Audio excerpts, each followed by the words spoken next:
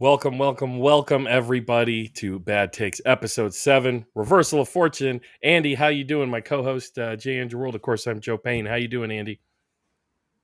I've been better, actually. I've had a rough day. It's been a rough year so far. It's only a couple weeks. I'm recovering from illness. We got plenty of stuff going on in our life, but we did manage to get together to watch another weird, strange, alienating movie, Reversal of Fortune. But we got to welcome our guests, some more fabulous movie podcasters. Hello to Amy Bell and Amanda. I don't want to mispronounce your last name, Amanda. How do you say that? Feriante, welcome both the hosts of These Are Bad Movies. So this is a crossover adventure. This is double bad. Double bad movie exploration. Bad square. But you're bad also. To the bone. But speaking of bad, you're also lawyers, both of you. Yes. So this is very much your shit to talk about.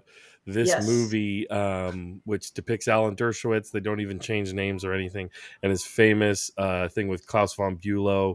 What's your immediate take? This is bad take. So give us your first take of this after watching this movie.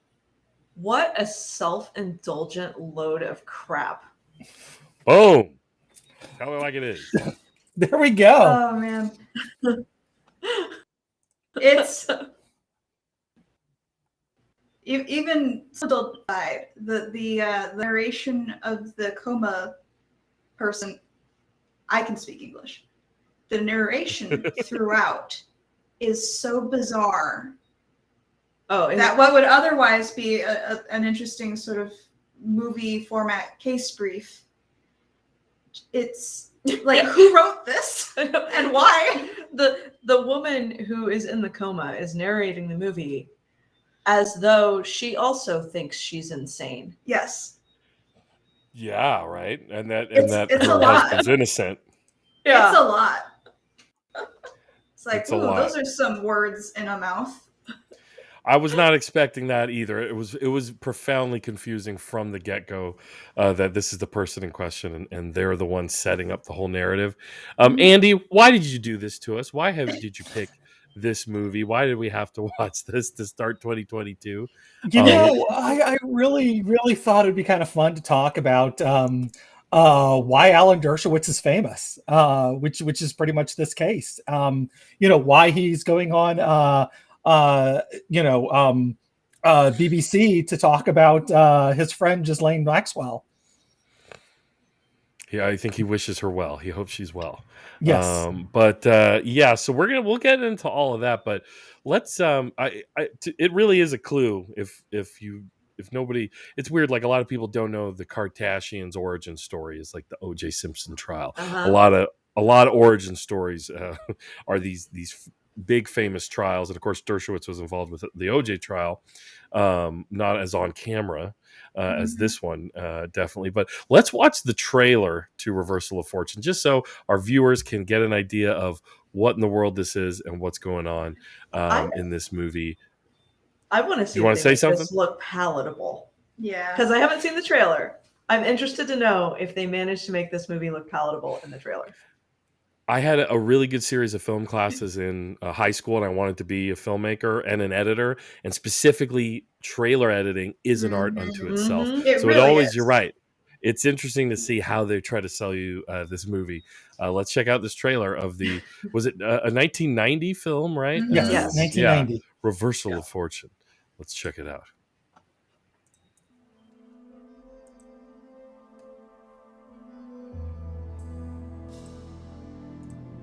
He defied public opinion.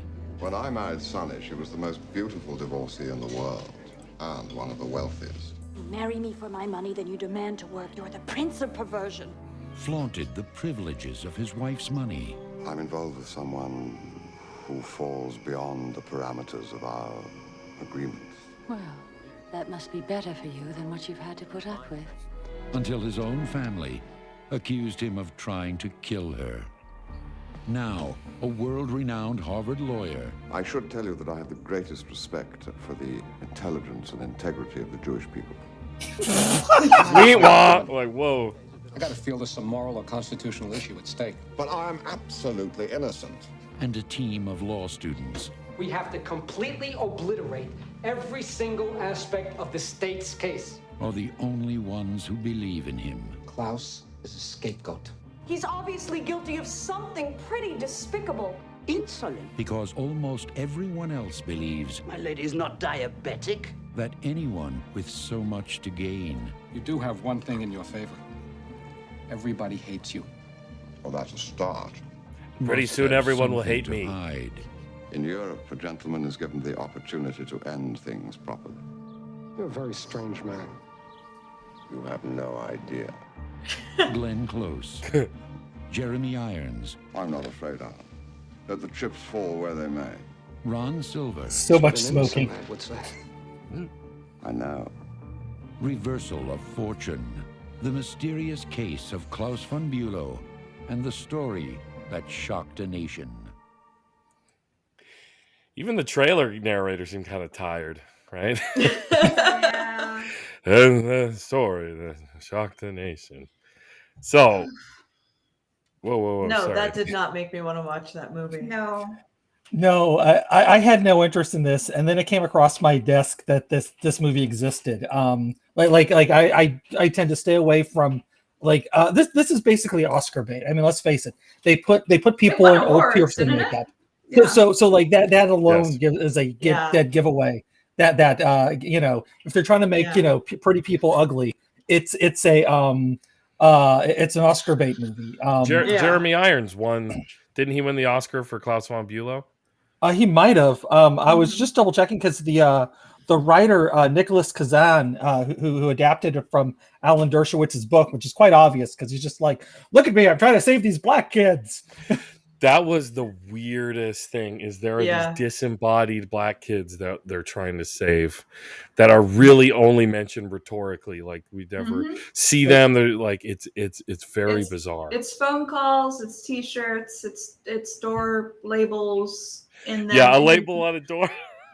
Well, it's That's trying our to pro bono wing. That's our pro it's bono trying wing over to there. justify defense law. in the which- weirdest way possible. Yeah, because like defense law doesn't really need that much justification I've never seen that angle taken.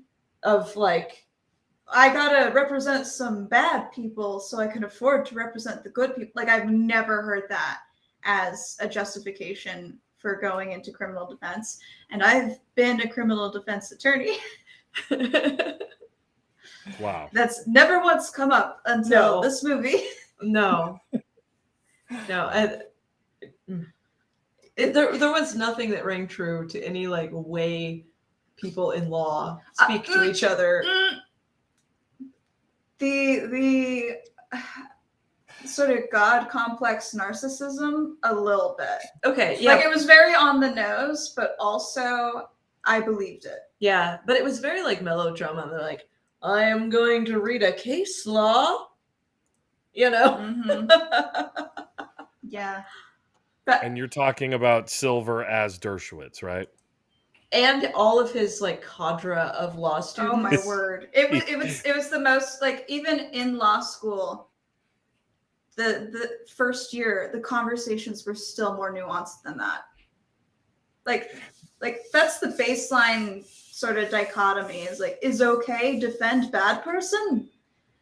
But Yeah. but this movie really sort of flattened it. The weirdest way. Yeah. The weirdest way. And It was like somebody was trying to make a moral argument who didn't actually understand the morals that they were defending. or agree with them. And I think I'm fairly certain that in saying that our favorite part of the movie was one of the law students, the Indian one, Raj, Right there. right there in the front. Yes. That was the coolest person in the entire film. And we only got like 2 lines out of him, but they were like, Straight bam, up, yeah. that guy's smart. Yeah, it's like this guy And gets it. I'm so glad Fisher Stevens didn't play him because he's already banned from India for playing an Indian guy in the Short Circuit movies. So, Oh, and Fisher I'm not- Stevens is also in this movie. Ah, Well, that's yeah, interesting. I'm not Not familiar with familiar any with of the that, no. actors. There is a Yeah, big no, scene. he was. There's a big, really quick. There's a big scene where because I'm interested in what you ladies were saying about this big. They have this one student of his has this big moral dilemma. Oh, my You saw it where she's like, he's clearly, she has this big moral moment about it, and it really did seem like a very plastic, like cardboard cutout, like an old West set West Wing. of an argument. Yeah, like that. Yeah, it was a very Sorkin argument where Dershowitz and honestly, doesn't it come down to like how Dershowitz has tried to launder his image ever since, is like, well, if I don't defend this incredibly wealthy, powerful person in this case, it could happen to any of you. Right? Well, I mean, there's a little bit of truth to that. Yes. There is. I mean, we need the ACLU, and they take all kinds, and it's because that's where the issues come up. Well, and even these big defense cases, it does open avenues of defense on down the line. Yeah. But you're not running into people in law school who are like, defense law? What? Like they may think that, but it's certainly not coming up as a big, everyone join me in walking out of our job right now. It's like, I don't need the credits. Let's leave. No. I have a moral problem with this. Yeah. Yeah. No. So obviously he did something wrong. Well, yeah, but that doesn't. Well, and as I explained to people who are, new to the concept, it's like, even if they're guilty, they'll try to reach an equitable outcome as opposed to having the book thrown, right? Yeah, maybe they actually need psychological evaluation. Maybe maybe they mitigating circumstances. Yeah. Maybe the prosecutors mishandled evidence or information or well, and at the very least, they need someone to explain the process to them. Yeah. Right? Like, what is actually happening to you while you're being prosecuted? What are your options? Like I've, and this is weird to say, I've helped people go to prison. It's weird to say it like that, but that's what my role was for some clients. It's like, how do you get your affairs in order? What are you shooting for? What's going to be a good option for you? And sometimes, not even most times, but sometimes it was prison. Yeah. Interesting. And defense attorneys like Dershowitz, these big time defense attorneys, one of the things that allows them to be so winning is they just don't take cases. Yeah. Like he's won 13 of 15 murder cases. Your public defense office is going to be doing well, I mean, I guess it depends on the murder per region, but still way more, and that's in his entire career. Yeah. Highly selective. Right. So a lot of these really winning attorneys, what they're doing actually is they can afford to be selective in the cases that they take to further their academic credentials or, Yeah. But there's no I think like movies like this give people the impression that you can like Dershowitz yourself out of any charges that you get. No. And it's just like, no, Dershowitz can't even do it. That's why he doesn't take hardly any cases. Yeah. Well, and he had a whole cadre. Allegedly.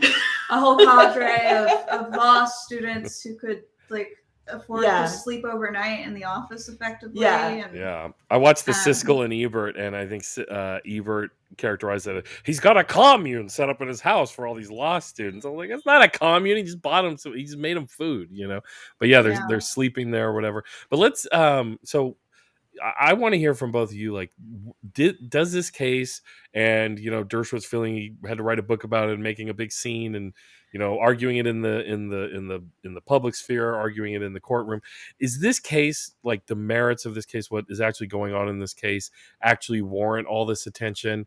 And if people aren't familiar, Klaus von Bülow, played by Jeremy Irons, and we'll get to the performances, but his character is allegedly has put his his wife, what's her name again, played by Glenn Close. Sunny. Yes, Sunny Von Bulow, into a unresponsive vegetative state by and her kids hire a private investigator and like a private prosecutor to Which I've never heard of before in my life. A private prosecutor.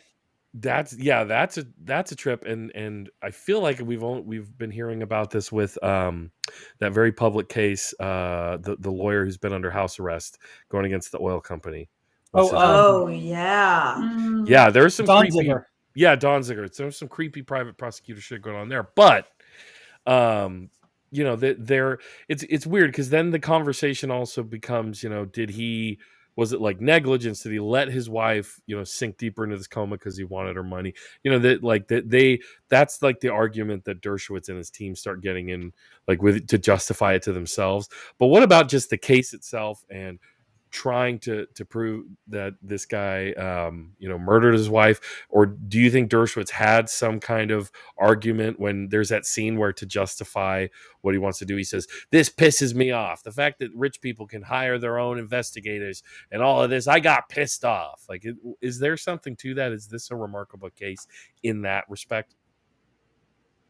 This case is something that you cover in law school. Yeah, it definitely came up. I don't remember what class it came up in, though. See, I also remember it coming up in like evidence, because you didn't actually have evidence in this. Like, well, lady, and ladies, really quick, you're breaking up quite a bit right now. It's hard for me to hear you. We just want you to come back really quick and maybe start over when you're. Yeah, I think we're having a little technical difficulties. Everybody, we got some frozen screens here. Since we have a frozen screen here, why don't we? So y'all froze there for a minute. So are we back? We're talking about how, you're back now. We're talking about how this case is talked about in law school. And then I can't remember what came after that. Are you there? Phone's off Wi-Fi. Okay. What were you saying there, Andy? Oh, I was just going to say, one of my favorite things about this movie is the fact that the Lion King actually takes the one of its lines, going, "Uncle Scar, you're weird," and he looks and goes, "I know," which is exactly from this, where Alan Dershowitz, played by Ron Silver, just goes, "You have no idea." He's very velvety the whole time. The other thing too, which is interesting, is his soap opera girlfriend. She's from the soap opera Dark Shadows. Oh yeah, hilarious. And apparently that's the only thing. Like, she's gone on to do some directing later in life, but that was the only acting she ever did, was in the '60s in Dark Shadows. Well, this is one of those, this case, though, on the like legal side of it, it definitely has that you don't want him to succeed. You don't like him. He's like, even if he didn't do anything, like, lock him up, right? Like, he has this just like completely not a good dude. No, a lawyer for oil firms was his job. Oh, was he a barrister? Yeah, no, Von Bulow. Oh, ugh. I don't think that came out in the movie. Well, he said something that he was working for an oil company, but not as an attorney. He said he was an attorney in Britain when he first met Dershowitz, and he told him it was $300 an hour. That's right. He did. But he did say that. You don't like him. I can see how a jury would never like this guy.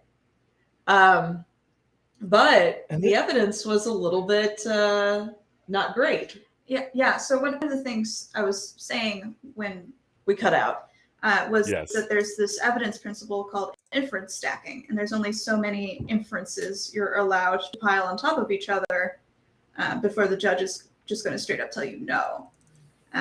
So that seems to be one of the principles the legal team was getting at. Yes. With the evidence and the insulin, and at a certain point, it's too far removed from a fact for them to make an argument to the jury on that basis, if that makes sense. It's like object hearsay. Yeah. Like the object saying that the object did this, you know. Very interesting. Very so interesting. like I don't know that like this case is where you get to say Andy Dershowitz is a bad dude, because I'm actually way pro It's Alan. defense. Let's leave the Andys out of it. I'm sorry. Oh and my allegedly, gosh. That's a lovely Freudian slip there, though, wasn't it? Are you trying to say something about me? Alan and Alan. Oh my Alan. But like, this isn't really the case that like. I mean, I'm pro defense. I'm pro defense team, because though this case itself was clearly a privileged class of people to a degree that like you're not really rooting for them, those same things come up in the more frequently, like much more frequently prosecuted lower class people. And you don't want even someone who's giving all the worst vibes and that you think most likely did the crime, you don't want them being convicted if the evidence isn't there. Yeah, because tons of people give bad vibes. Like, apparently, there are people who think I'm an absolute monster. Like, did you also pick up looking at the picture reminds me, like, remember what he said to Sonny about his lover? Like we have an agreement, and apparently it's hinted at that he's really into fat chicks. Yes. and then but that's quite unbecoming of you. Who's like part of their social circles, not part of their agreement. And that's that elicits the great line from the grad student you guys were talking about, or the law student who says, or one says, "Oh, he sees prostitutes and he has a mistress," and he says, "There are even some things that mistresses won't do." Right? Yeah. That's Raj. That was the smart guy, Raj. Yeah. I do think Jeremy Irons did a good job of making you like hate him, and just be grossed out, but get the douche chills every step of the way. Like the only thing he didn't do that would have like cemented it for me would have been the last thing, is if he added that thing to his accent that some British people have, where if he was like, "I'm very, very not guilty," right? Like, I hate, like, yeah. I'm glad I'm not the only one. How could you do that on mic? Sorry, that's if I I just thought got it, chills. That was so unpleasant. Yes. Well, I mean, there is an unpleasantness to British people that. We're going there. Okay. Sorry, hey. Listen. My grandmother was born and raised in Dundee, Scotland. She once made my sister cry for insulting the Queen in some way. So, like, there is, like, people don't want to talk about this, but there is.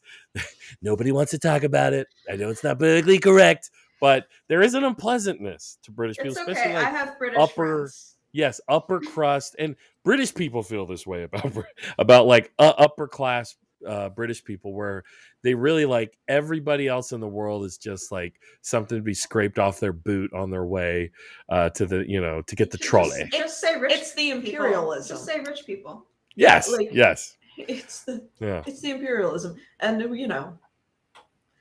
although I do have to say, no Scottish person has ever said "Vowie." No, very, not guilty. No, yeah, the Scots wouldn't be. The Scots are aggressive in different ways, I guess. But it's a weird thing. There's the Scots as their own identity, but then some of them do get. My grandmother was very much had a British identity as a part of that as well, obsessed with the Queen, and it's gross. I don't mind saying. Do you have anything to say about the Irish or Australians? Like, get it off your chest. Yeah. Not going to talk about it. We don't. But my grandmother used to wear orange on St. Patrick's Day. That's awesome. Oh my God. But no, this guy looks like he's about ready to, I don't know, give some money to somebody that's going to, I don't know, go do something terrible in Ireland. You know what I mean? Like continue the brutality, and or snarl at a pauper. Yeah, yes.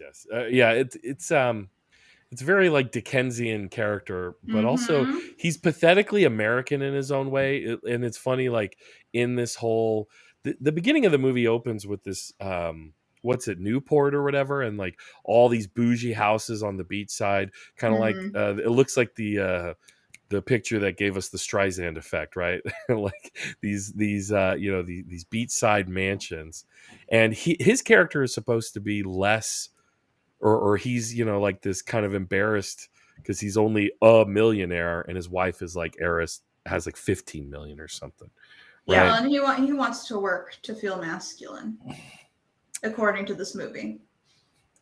I see. Oh yeah, that was a big dispute. Mm-hmm. Yeah. So you talked about like y'all learn about this case in law Mhm. school. There's the evidence stuff, but I remember the Dershowitz character also talking about like having to attack the case publicly. Like, what did you all think about that? Like him recognizing that we have to, because there's already a public perception Mhm. about this guy, we Mhm. have to also battle in the court of public opinion. What did you Mhm. think about that part? That's very true. And, Yeah. and a very real aspect of defense. If you are able to, if it's a public case in the public eye, you're addressing it as the defense attorney. Yeah, I mean, I took on like just assisting in a case, volunteer that never went to court, because I was just like calling radio stations. I mean, like, it Mhm. now it depends because I mean, I feel like in cases like this one, and this is one of the things like the OJ trial did a terrible job of. Like the OJ trial was just a free for all. It was a media frenzy. The cameras were in the courtroom. It was crazy. But like a lot of court cases, the judge will put a gag order and like, no, you're not trying this in the public sphere. That taints the jury pool. Like it is better when the judge shuts that down. But if they haven't, you absolutely have to do that. Because, if it's big news, it's going to be big news where it's being tried. And that's where your jurors are going to come from. So if you're able to, as a defense attorney, you're talking to reporters, you're offering opinions. There are rules and ethics around what exactly you can say. But a lot of attorneys, not at Dershowitz level, but just aren't comfortable in doing that because they're not trained in it. Right. And that was actually one of the things that was of concern with my defense office, my public defense office before I left. I was on a committee trying to work through sort of standards and how we would incorporate public opinion into our defense. But like 99% of cases don't rise to the level of people caring. Yep. Like even if they make the news in where the crime happened, they don't want to hear the lawyer talk about how this is a good guy actually. And well, and I will say this, I worked in a rural, smaller county on the western side of Kansas-ish. Central-ish, yeah. Yeah, and no big cases because it was public defense. We were only taking low-income clients. But most of them had mugshots, and that alone can do a lot to tarnish your reputation. Like just that. Like that's not an article. No one's reporting on it, but they're mugshots online. Exactly. And that is very much affecting their standing in the community and their ability to get a job and all kinds of things. And it does that whether they're convicted or not. And and that's the state publishing. Yeah, that's not even the right media. That's not even the media at that point. The state just saying, here it is. Oh, well, they have fun with your Google search. They send it to the media. It's not yes, going they up. do. Well, it depends on the. Well, yeah. I remember trying to find a picture of Ben Burgess and found his mugshot. So I don't know if you guys know, but I worked as a journalist for many years here in Santa Maria. I was actually the managing editor at the weekly paper here in town before I left. And one of the things for us being like the free kind of alt weekly as compared to the daily, the Santa Maria Times, was, whatever the Santa Maria Police Department handed over to them, they were going to run it. And mugshots of every person suspected of being involved in whatever kind of petty crimes or violent crimes. There was always mugshots, to the point that the Santa Maria Police Department issued mugshots for people they claimed they had delivered to ICE for deportation, which ended up being a complete when police lie and they get caught, they call it a ruse. It was a big ruse. And they literally lied to local media to get these mugshots in the media because they knew they could play local media like a fiddle, and they'd run them to help protect these guys from like local MS-13 gangsters who they had heard on tap lines were going to go after these guys if they found out they were talking to law enforcement. So like, there's a thing where we're trained in journalism, and I feel like in I was lucky to be in like an alt weekly where we were a little more skeptical, but journalists are trained to take whatever law enforcement gives them, and well, this must be like gospel, right? Because the law enforcement gave it to us. They run mugshots, they run police reports, and I feel like journalists naturally have more of they get that skepticism towards a lawyer when a defense lawyer calls them and starts telling them something. Well, he's a lawyer, but they don't think that way about prosecutors. Yeah.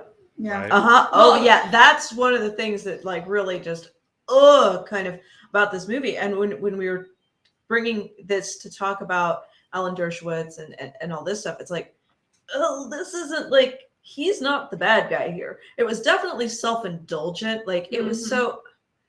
I mean, that whole. Oh God, yeah. Here's my room. The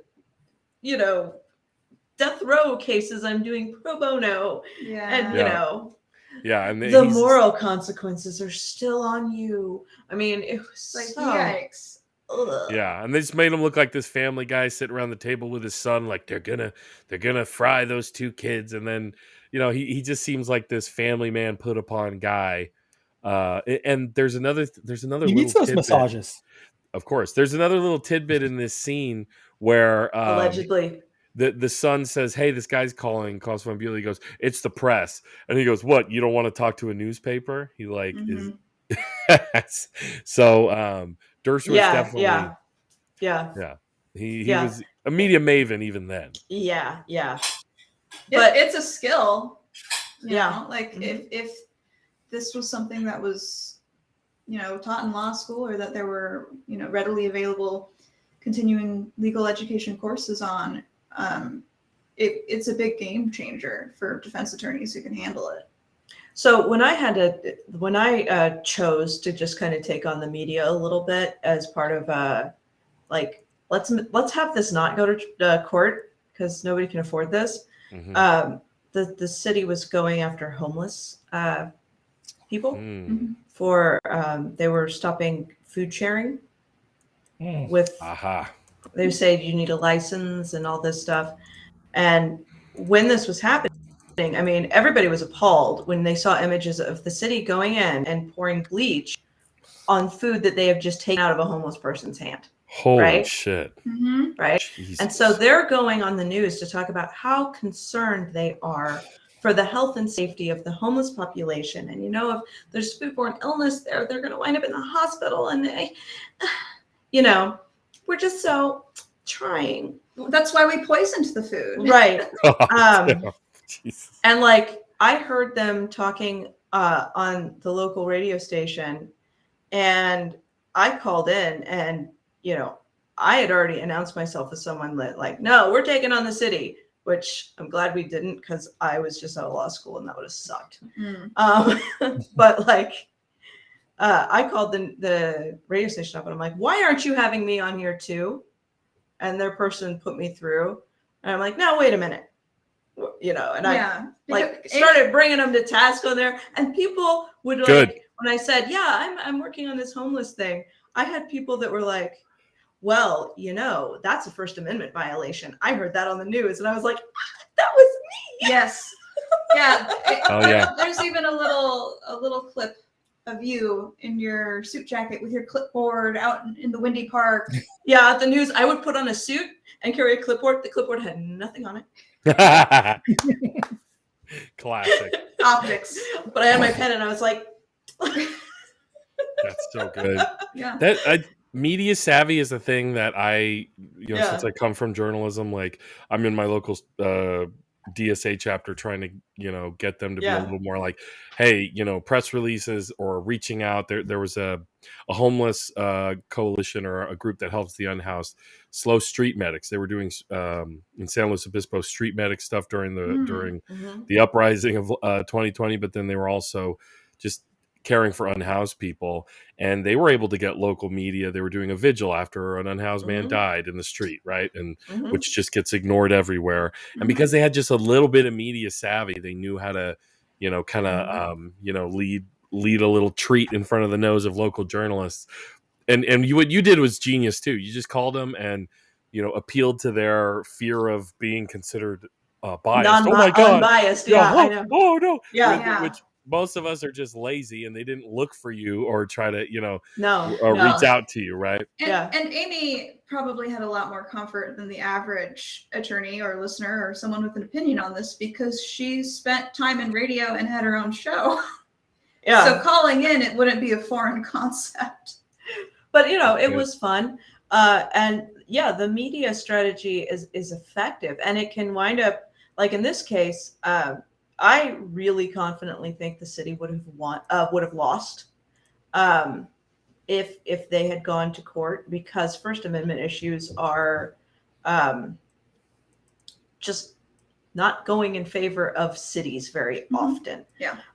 And this one in particular was like, they were claiming that the homeless people couldn't be invited to your picnic, right? Oh my God! Because they called them picnics, and everybody brought a lot of food.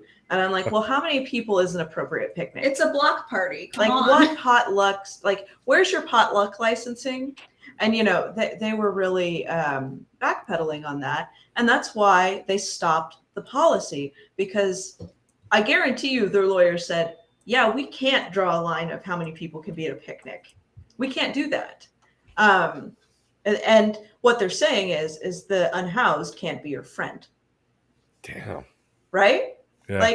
You can't be friends with unhoused people and share, because you can always share a meal with a friend, but these people can't be your friend. Whoa, the city can't tell you that. Mm-hmm. Right? Yeah. So they would have lost, but it would have cost a lot of money. And all the people involved in this were, even the people who were trying to help the unhoused, were not wealthy people.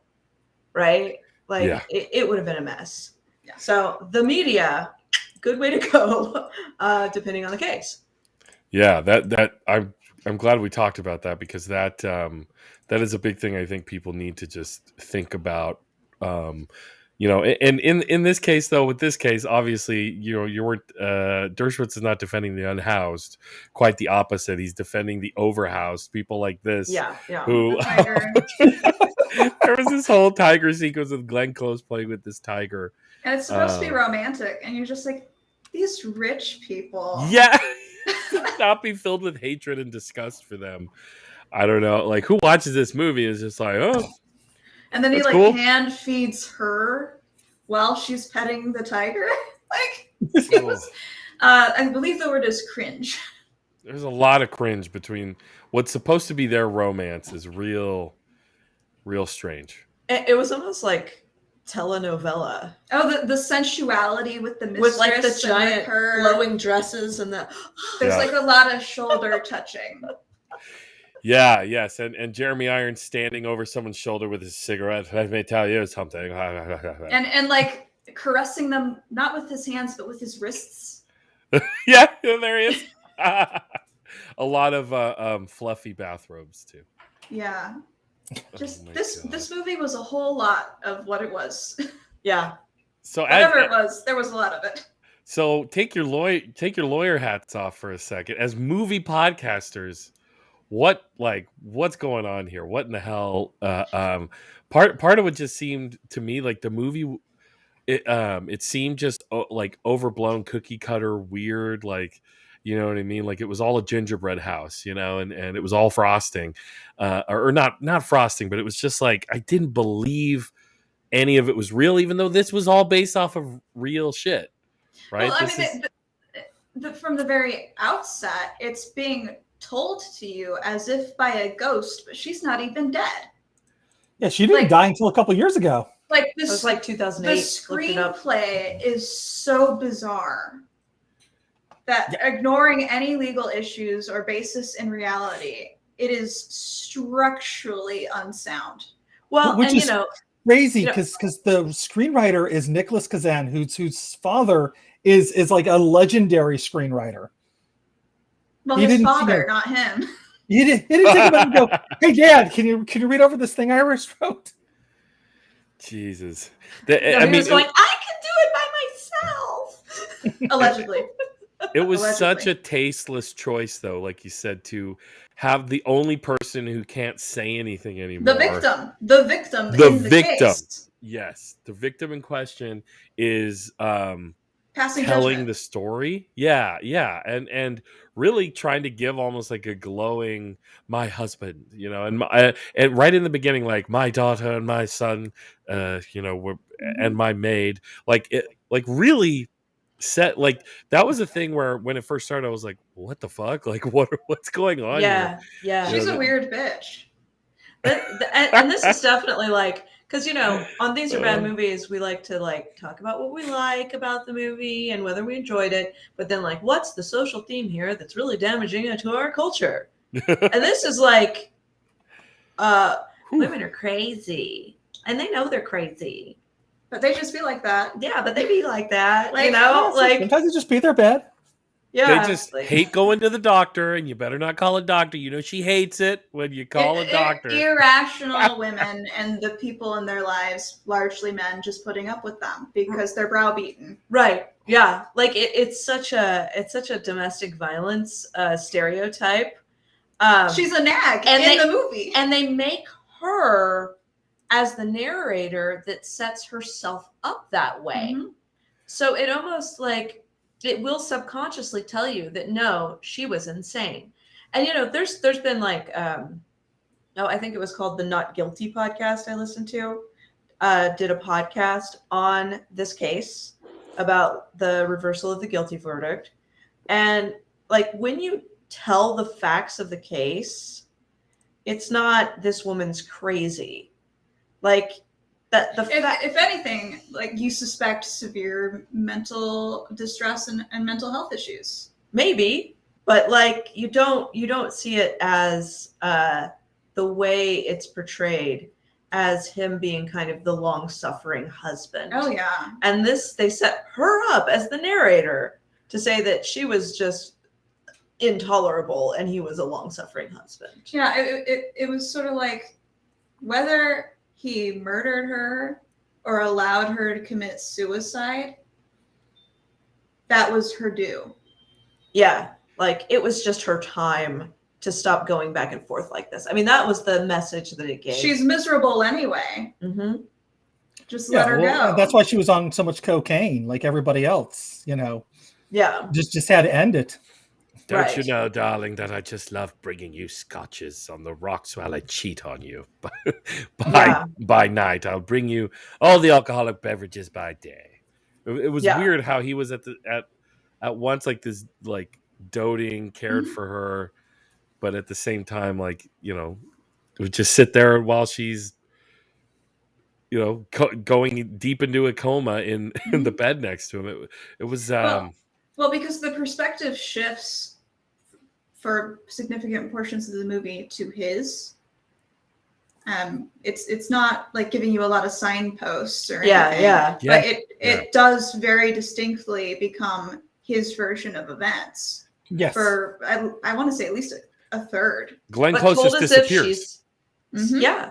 But you're still thinking, like, when you say who's the narrator of this movie, it's Sonny von Bülow. Because she's the one that's speaking in narration. Yeah. But a good third of it is him telling it how he wants it perceived. And them even or sometimes the lawyer coven, like which their fun law fact, spells. Dang, Like, I think Jim you got. Cramer I think is- right now you can get a show on Netflix, just a lawyer's coven. If you just witches I- plus lawyers. But I would anyway. watch the pilot. yeah. So and in that coven in this movie, Jim Cramer is supposed to be one of those law students. For real?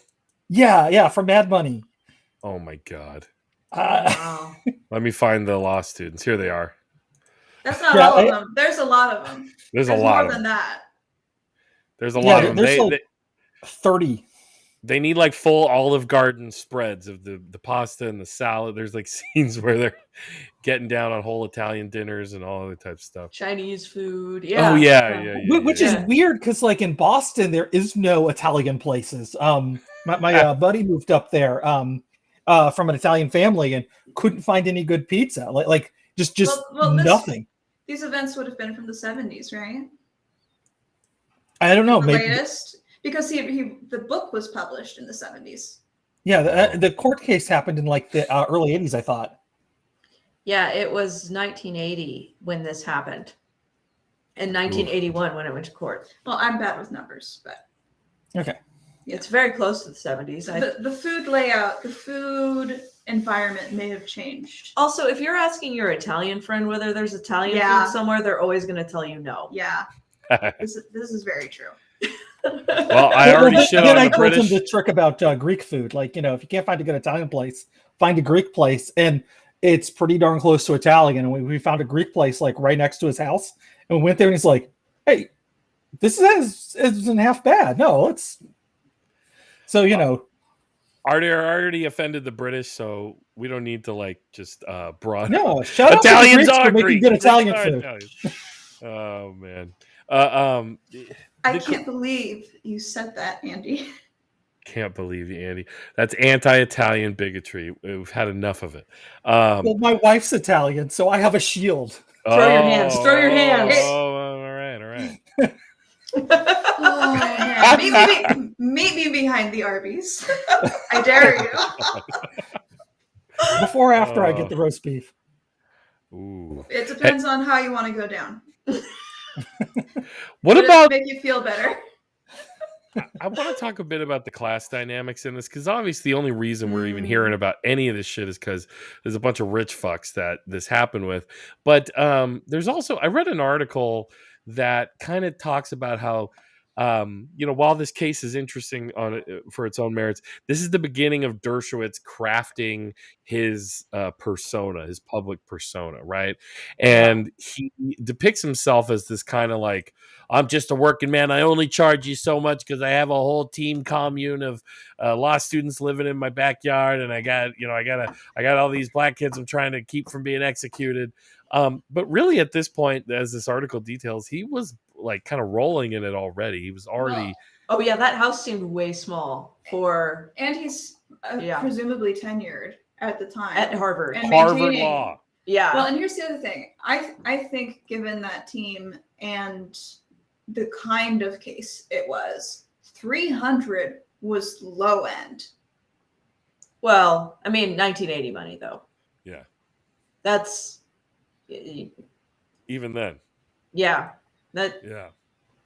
It was in the ballpark. But in the reply, he says it was average.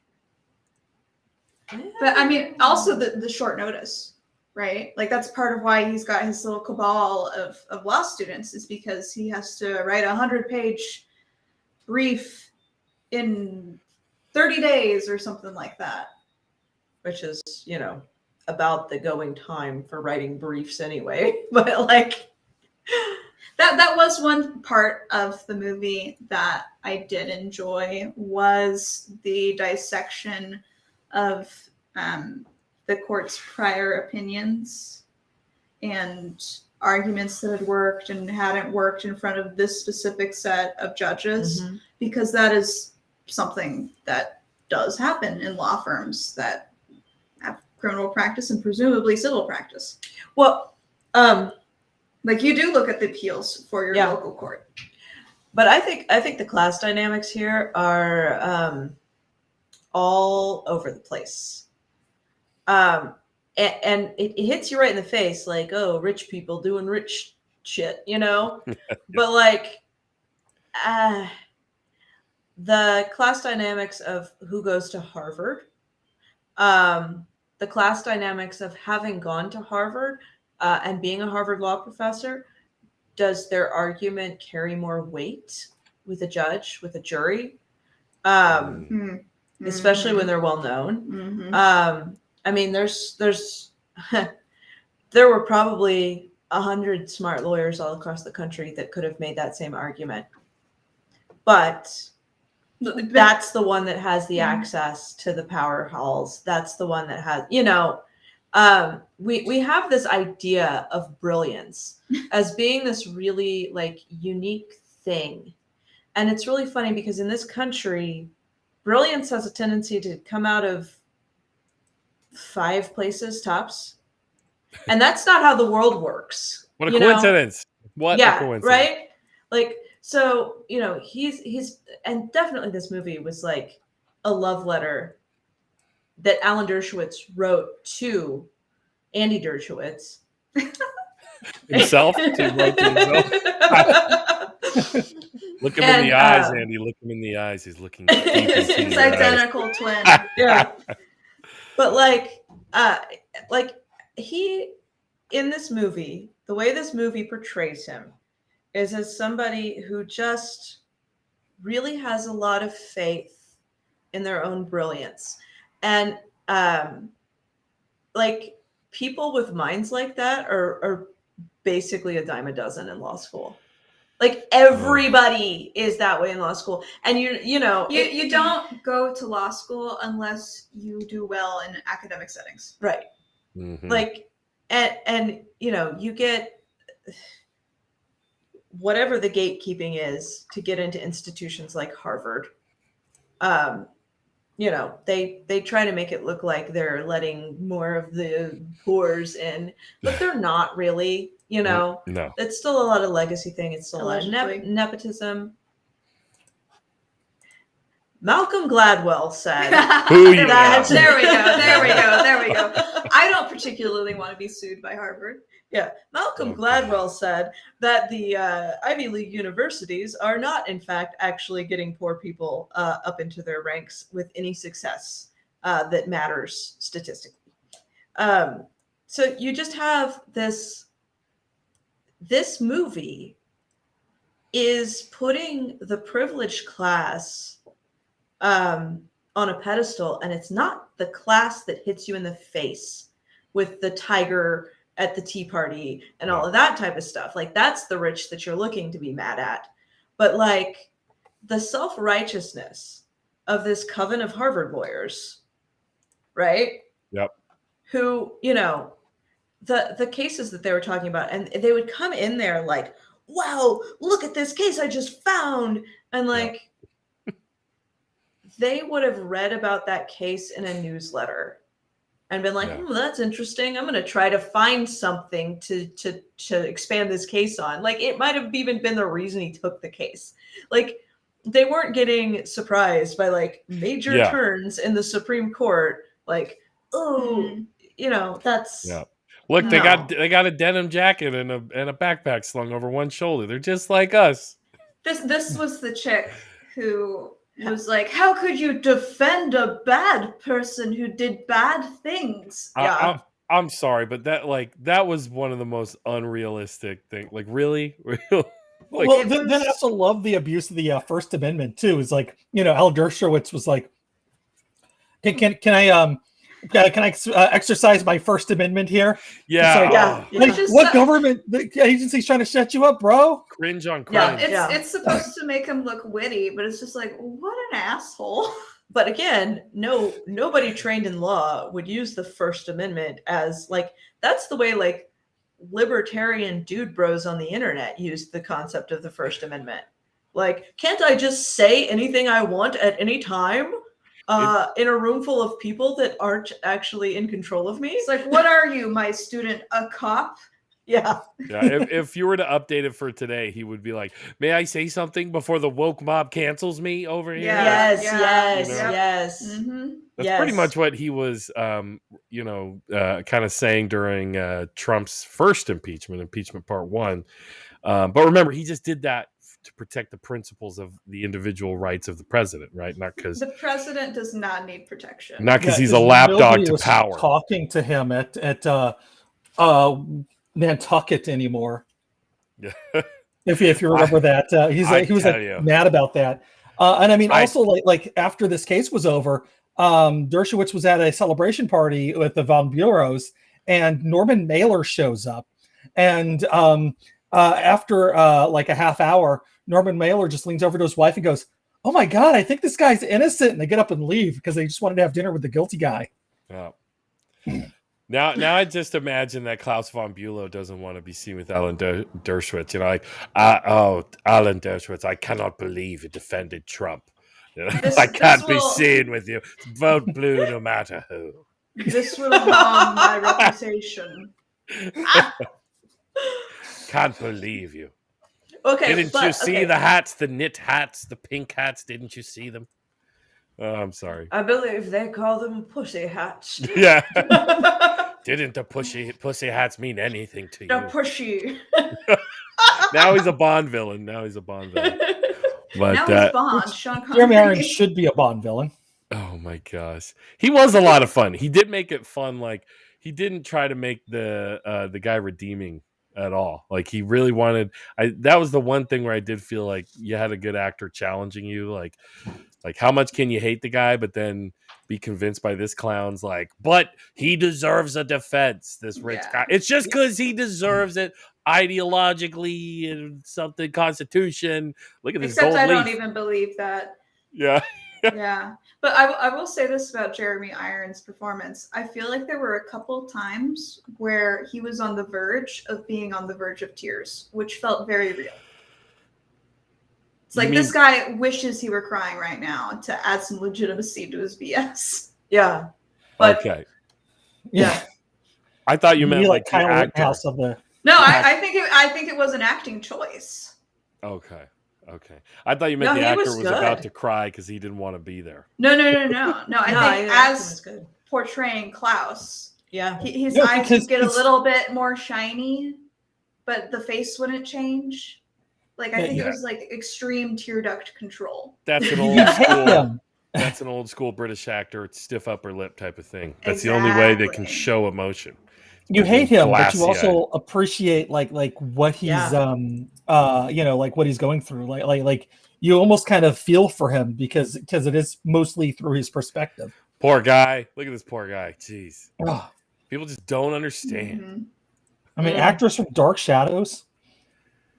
Well, and it was interesting as the end credits were almost starting to roll after everything's wrapped up, and it's like Dershowitz is still alive, and Klaus never divorced Sonny, and it's like, of course he didn't. He wants to stay on the will. He did actually divorce Sonny. Well, at the time of this movie. Yeah. So he wound up divorcing her as part of a settlement of a civil suit from the family. So that he just agreeing to walk away from the estate. Yeah. Kind of settled that kind of a deal. Yeah. It's typical. That's typical, right? Y'all are lawyers. That's typically what happens in situations. Well, I mean, there's also if for whatever reason he, had a new significant other who had a better estate.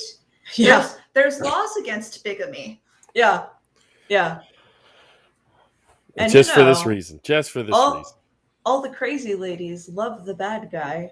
Oh, man. I'm sure they could have told that story. Oh, man. Oh, sorry. Can't help themselves. I mean, look at it. Look at how they look in a tux. The bad guy always looks like amazing. That. Yeah. That's them halfway through having sex, actually, according to this movie. It really was the weirdest, they're in the throes of passion kind of stuff.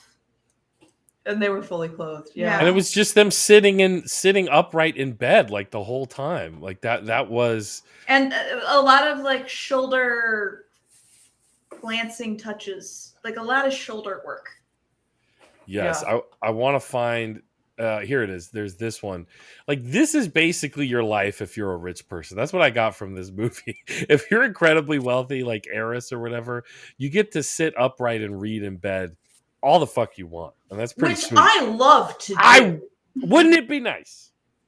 Like, that is one of those things, like the kids out of the house, everyone's leaving me alone. I'm gonna pile the pillows up and sit up and read a book. You got your cocaine on the side. I got my coke. Wait. You got your scotch. Allegedly. Shots of insulin and all other Yeah. kinds of things.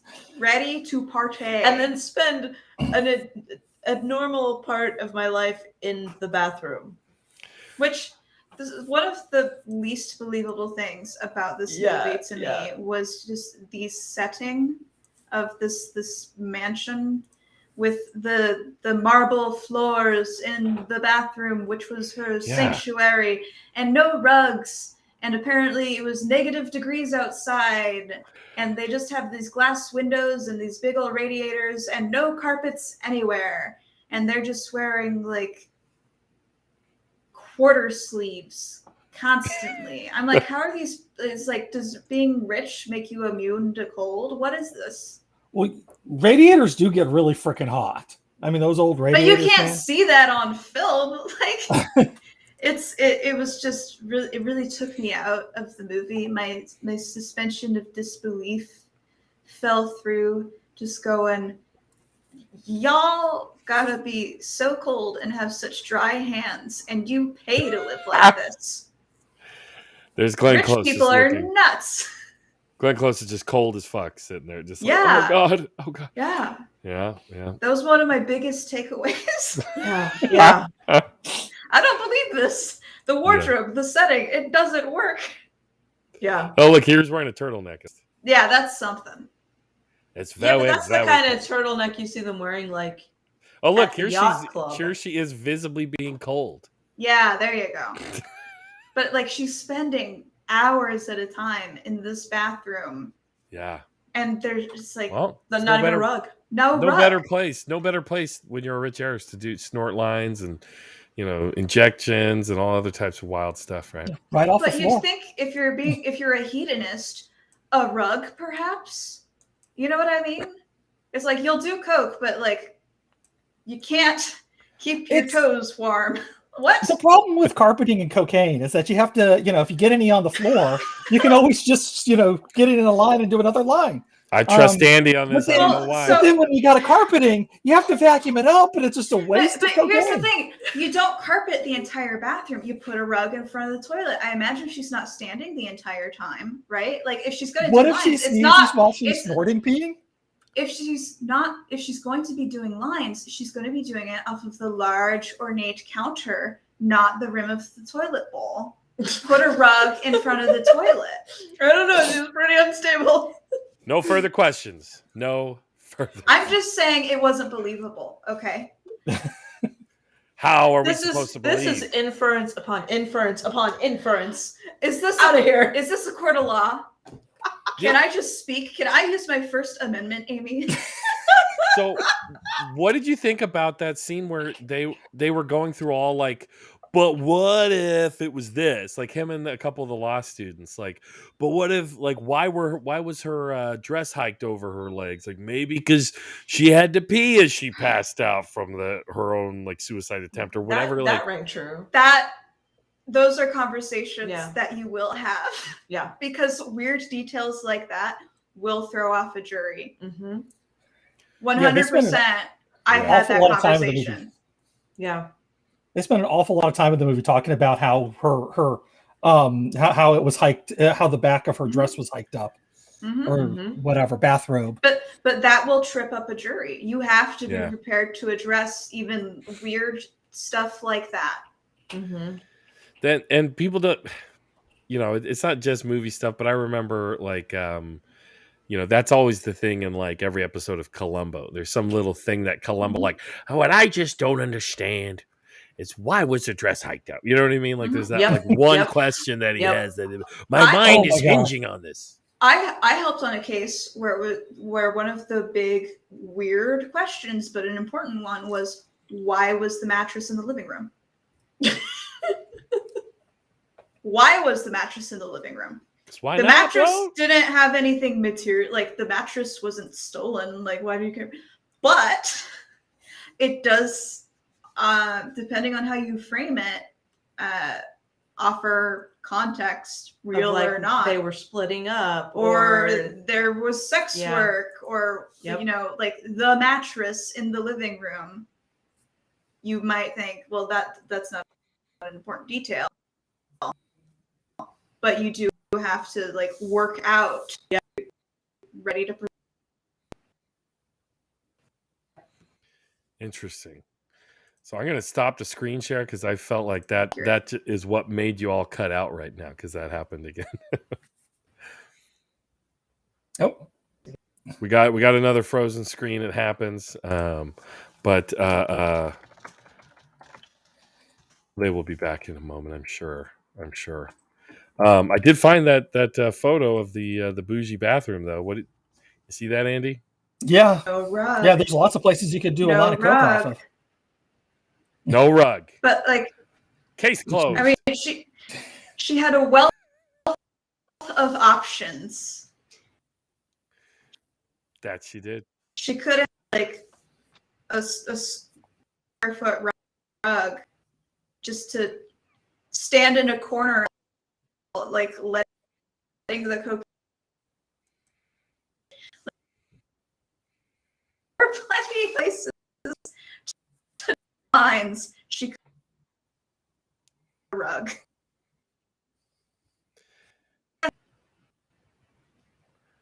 Oh man, we're losing them. I We're think we're losing them. back now. Oh man, like this is I good think we're stuff back now. too. Yeah. You're back now. Yes. You Yeah. were talking about the rugs. Personally, yeah, they could have used. I like those horseshoe shaped ones that go around the toilet. Mm-hmm. Very That's not classy. taking up I'm a sure lot you could of get a cocaine classy one. space. Mm-hmm. That- I do want to know, like, from both of you, what made you want to do this movie for this podcast? Mm-hmm. Andy said, "Let's do this movie. It's about Alan Dershowitz," and I went, "I really don't want to do." But so that's a question for Andy.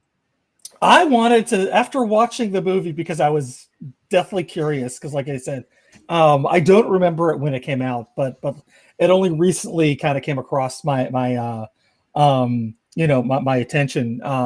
I'm just like, okay, I'm really curious because that sounds horrible. Everything about this movie, including the very end of it, like that very last scene. It's just, you know, a complete like bizarre thing to actually view. And then when I watched it, it was just like how egocentric Alan Dershowitz was by like constantly centering himself as the most awesome person in the world. Yes. You know, that he's able to like, oh, I get to be detective now, and I'm gonna interview this drug dealer from Rhode Island.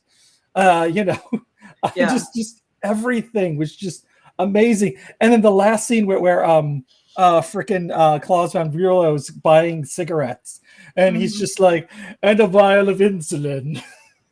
Well, As he notices the woman noticing him because of the JK. tabloid cover. No, that's not the first time he does the I'm a full-on creep murderer JK move in the movie.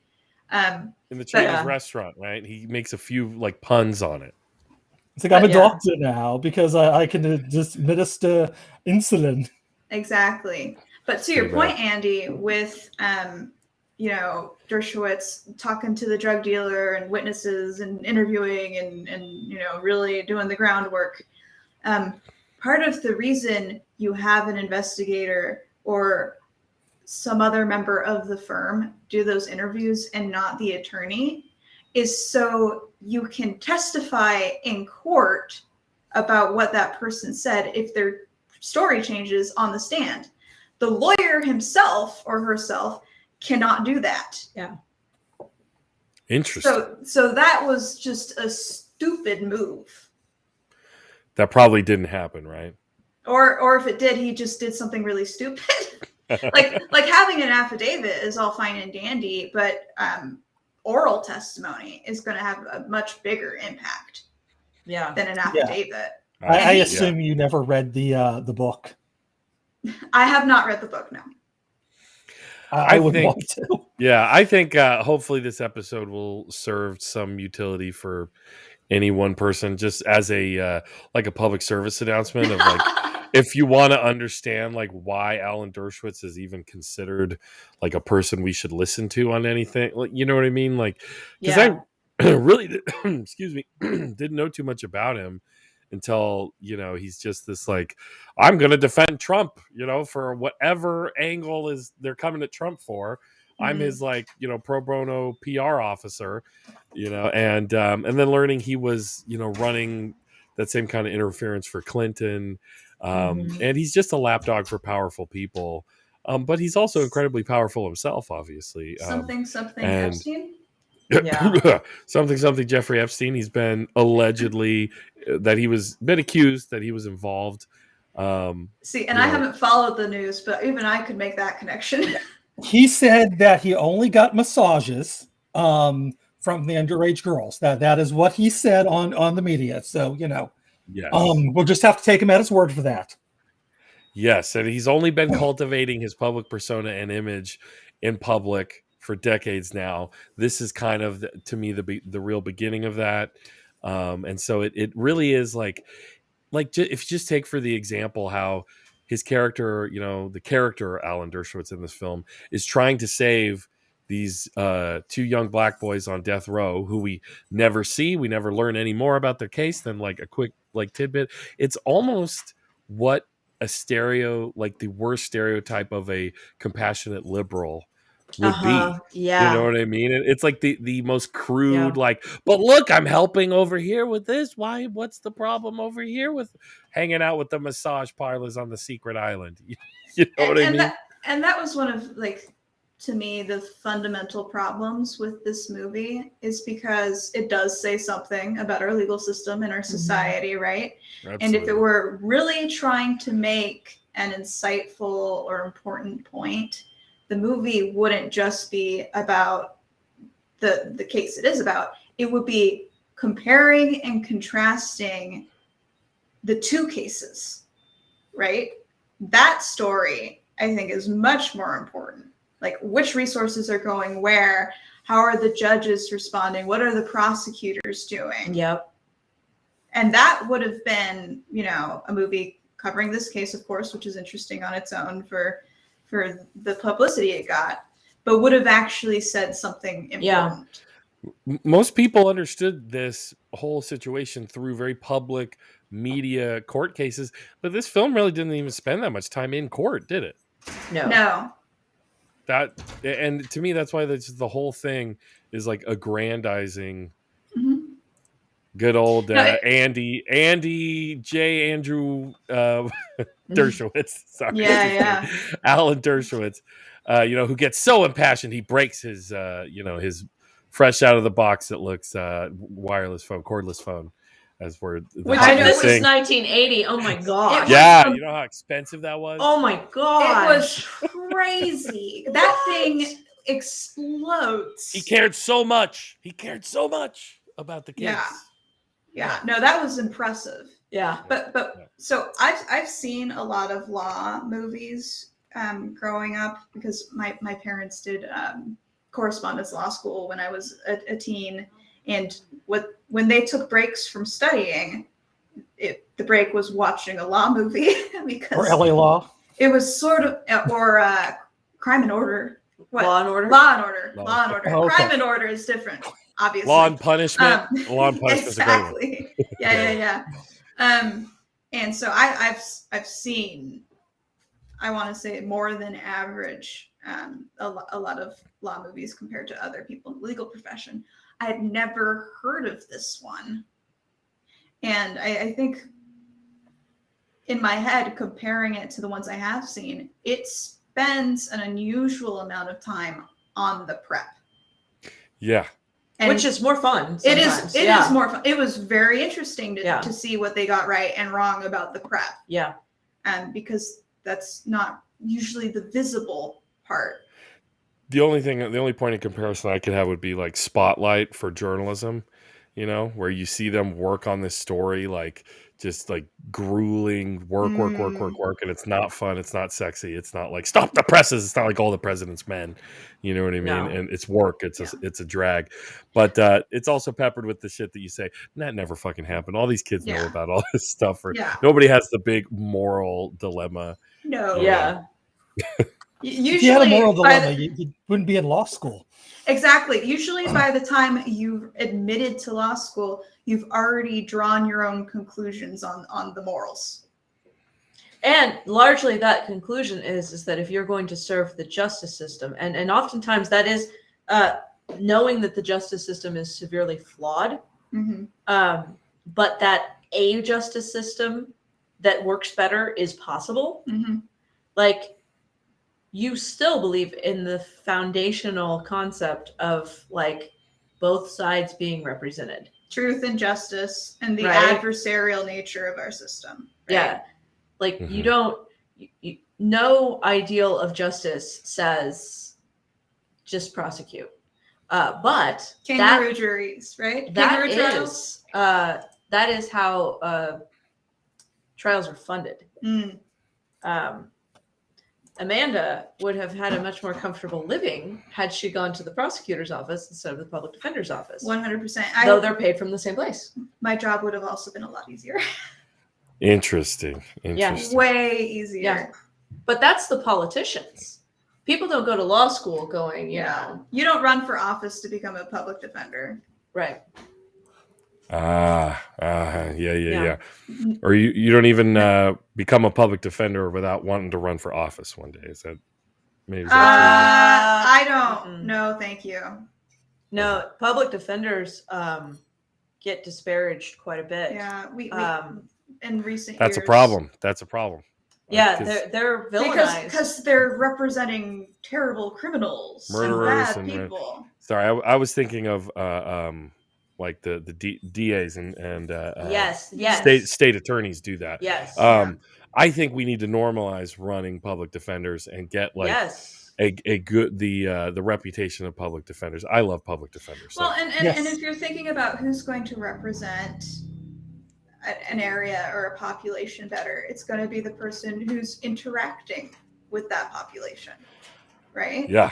Exactly. And used to representing their interests. Actually knows what it's about. Right. And I mean, when you were at the public defense office, one of the people that had been there a long time, maybe like your boss even, wasn't he like nominated for considered for a nomination? It was someone not in my office, but in the same organization, who had actually been an instructor for one of my law courses, and it was really neat being actually his coworker in different offices and sharing clients and conversing on cases that we had together. Real great guy. Real great guy. Oh yeah, really good work too. Yeah.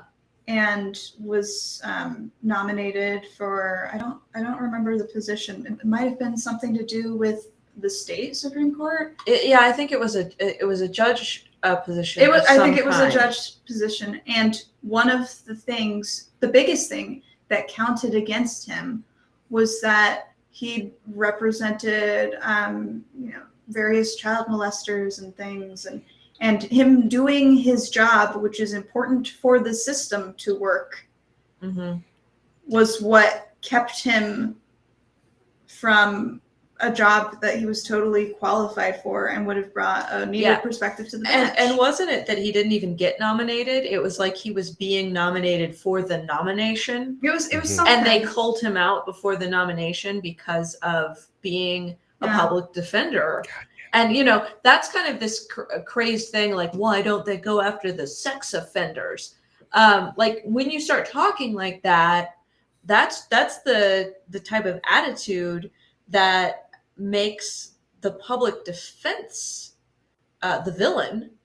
And even this movie, like, as nasty as these people looked and as nasty as Alan Dershowitz came off, it makes defense look like the villain. Because of who they're representing. Yeah. Yeah. They don't even like that they're doing it. And they have to go to Yeah. these lofty, idyllic, Yeah. fantasy Yeah. lands to justify it. But this is the last line of defense for the people against the state that is protecting the capitalist interest. Well, and something I'll say is I didn't do it long enough to get any like big interesting case. Like I only second chaired on murder and stuff like that. I wasn't handling those cases because you didn't want that. I was new. Yeah. But like you think of domestic abuse and violent crimes and abuse against children and elders and addiction and burglary and that kind of stuff. And,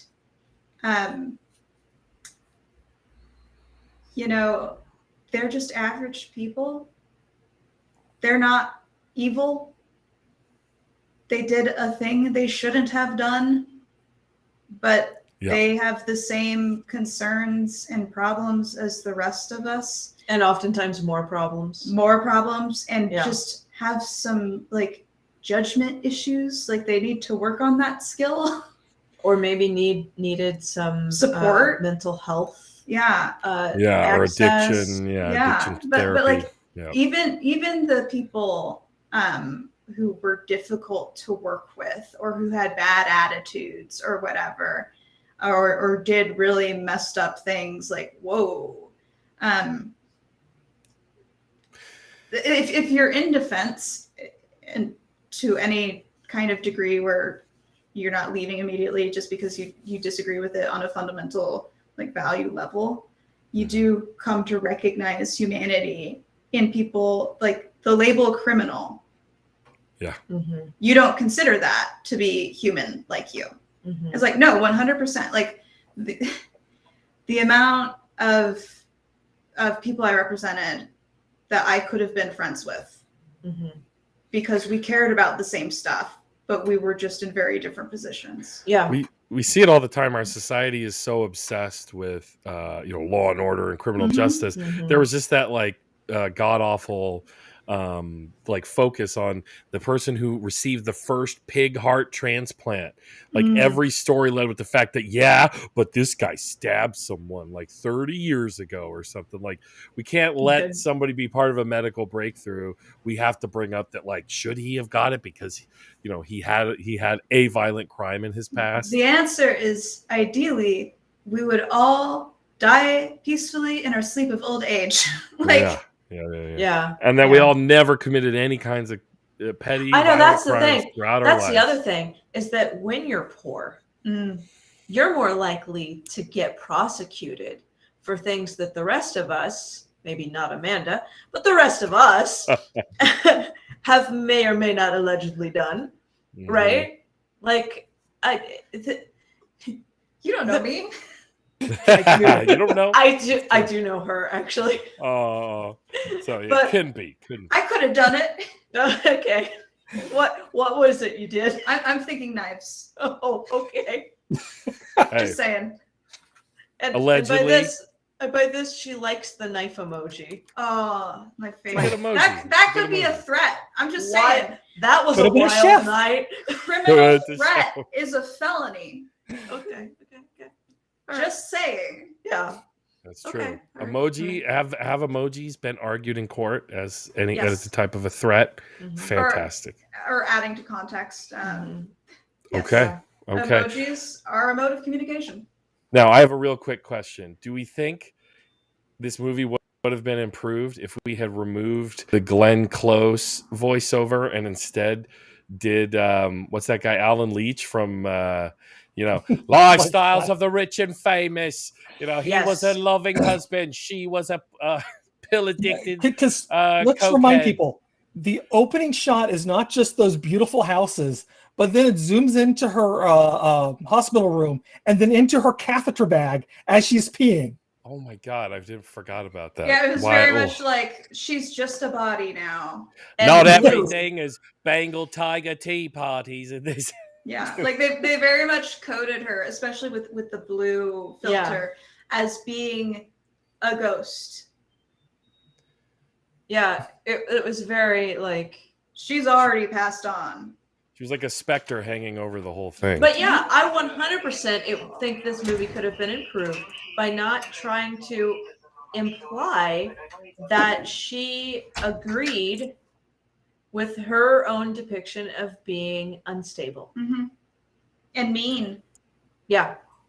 That was pretty egregious and disgusting. Yeah. And that's one of those things. Like we've done a year's worth of our podcast now, and we are so tired of biopics because they run into the same problems every single time. It's like, you are depicting a real person. Why are you messing with the narrative? Yeah. Have some decorum. And be careful with, like, even if it's not your central characters, like, oh, Paolo. Somebody's life was there, you know? Oh, my word. And we haven't watched every biopic, but in every one we've watched for our podcast, it's been the same set of problems. Yeah. Yeah. They're making villains, they're making heroes, and it's like, well, this is real people, often alive today. Yeah. Yeah. Or their children are alive today. Like, it's just why? Especially when you could tell the truth and let people judge for themselves. Yes. Right? Yeah, I watched an interview with Jeremy Irons where he was literally said, he's like, well, I thought it was rather in poor taste. You know, they wanted to make this movie and the woman was still alive and all these people were still alive. And then Glenn Close called me and said, well, if you don't do it, someone else will. So it's like his own shamelessness. He got the Academy Award for his performance. He did. He won Best Actor. So Yeah. he obviously went for it. But even he admitted, like, well, I felt awful of the prospect, but I did it anyway. Well, and I think he portrayed that character. It was not a positive thing. It wasn't, but it wasn't an overtly negative thing either. It was writing the line. He played it in a way, that part, he didn't have an opinion. Like, I don't have a problem with his acting in this. No. Yeah, it was pretty good. Do y'all have guests on your podcast? Oh yeah. Why? Because I love a biopic myself. I'm I would love to come on and talk about badass. Biopic on Mario on Melvin Van Peebles by Mario Van Peebles. Oh yeah. Oh, so it's a fun movie. I was thinking Kick-Ass with Nicolas Cage, and Yeah. I got No. excited. Sorry. Fucking badass. Badass. We're actually going to be doing Crime Month. I think we're going to do it in March, and we're going to do a kind of an investigation. This is going to be less from the legal side and more about, like, who are our folk heroes? Yes. I love true Like- crime folk heroes. Pretty But Boy Floyd. maybe not even true crime. We don't necessarily have to stay in the true crime realm. That's But fine. like what makes a criminal, Like thinking of a hero, the for con us? man, the mafioso, the cowboy outlaw. Woody Guthrie wrote Pretty Boy Floyd about Pretty Boy Floyd, and Bonnie and Clyde were like beloved in the media. Like, and I nerd out for that stuff. I love that shit. Yeah, so like we're looking at some crime tropes and kind of talking about, like, why do we love this criminal? Why we maybe shouldn't? Why we maybe should? I mean, like, sometimes it's a class struggle. Like if it's the Robin Hood story, right? Yeah, Pretty Boy Floyd. But, like, guns. And like that's also how they tried to portray Bonnie and Clyde, and they weren't. Yeah. You know, they were not Robin Hood. You know, they were just kind of messed up. There's a fun depiction in Oh Brother, Where Art Thou? The Coen brothers. I just love them. And remember, what's his name? Babyface Nelson. Remember that guy where he's literally just doing it out of a pure, like, love of chaos and his getting high on his own shit. Like, that was kind of a fun. I liked when the depictions of those criminal characters. I think Goodfellas was, like, in its way, like, we're gonna stop romanticizing these guys, like in Coppola's Godfather, and now we're gonna show, like, this dude's a psycho and he might just like stomp this dude's face in for insulting him over something. You know what I mean? Like, we Americans, we want to just, like, heroify. It doesn't matter with the villain. Like, we want to make the villain the hero. You know what I mean? Well, and I think it's interesting too in movies where it's both sides, both teams, like in not Oceans particularly, but it's out there. I know it. It's The Italian Job, right? Yes. You have the competing thieves, but Yes. one's the good guy and one's the bad guy, and it's like they're both engaging in the same activities. Yeah. Where does this distinction come from? Yeah. What's the good criminal? You know, and what are we actually yearning for when we celebrate the crime? Because I think probably it has something to do with knowing that we're being robbed by the system. Wouldn't it be cool? And feeling like it's almost aspirational to get something back from it. Specifically with heist movies, right? And I think, and to tie it into this creepy moment at the end of Reversal of Fortune, there's this idea of like the triumph of the individual against the system. Right. I may be a rich asshole, but at least I got away with murder. Wink, wink. I just remembered something I wanted to say about this. Cool. When in that last scene where Dershowitz shows up to the mansion and is like, "You're gonna win if this goes back to trial." Yeah. And the new mistress is saying, "Oh, that's nice. We'll get your $1 million bond back." I'm thinking, why didn't he just leave the country and go somewhere where they don't extradite? Yeah, like if you're paying $1 million bond, like a gentleman. Yeah. Roman Polanski did it. Oh no, I wouldn't be caught dead. Yeah. You know. Oh my gosh. If you're so concerned about not going to prison, just insure it, my dude. Yeah. You've got the money. Egos of the rich and famous. You never know what they're going to do. My goodness.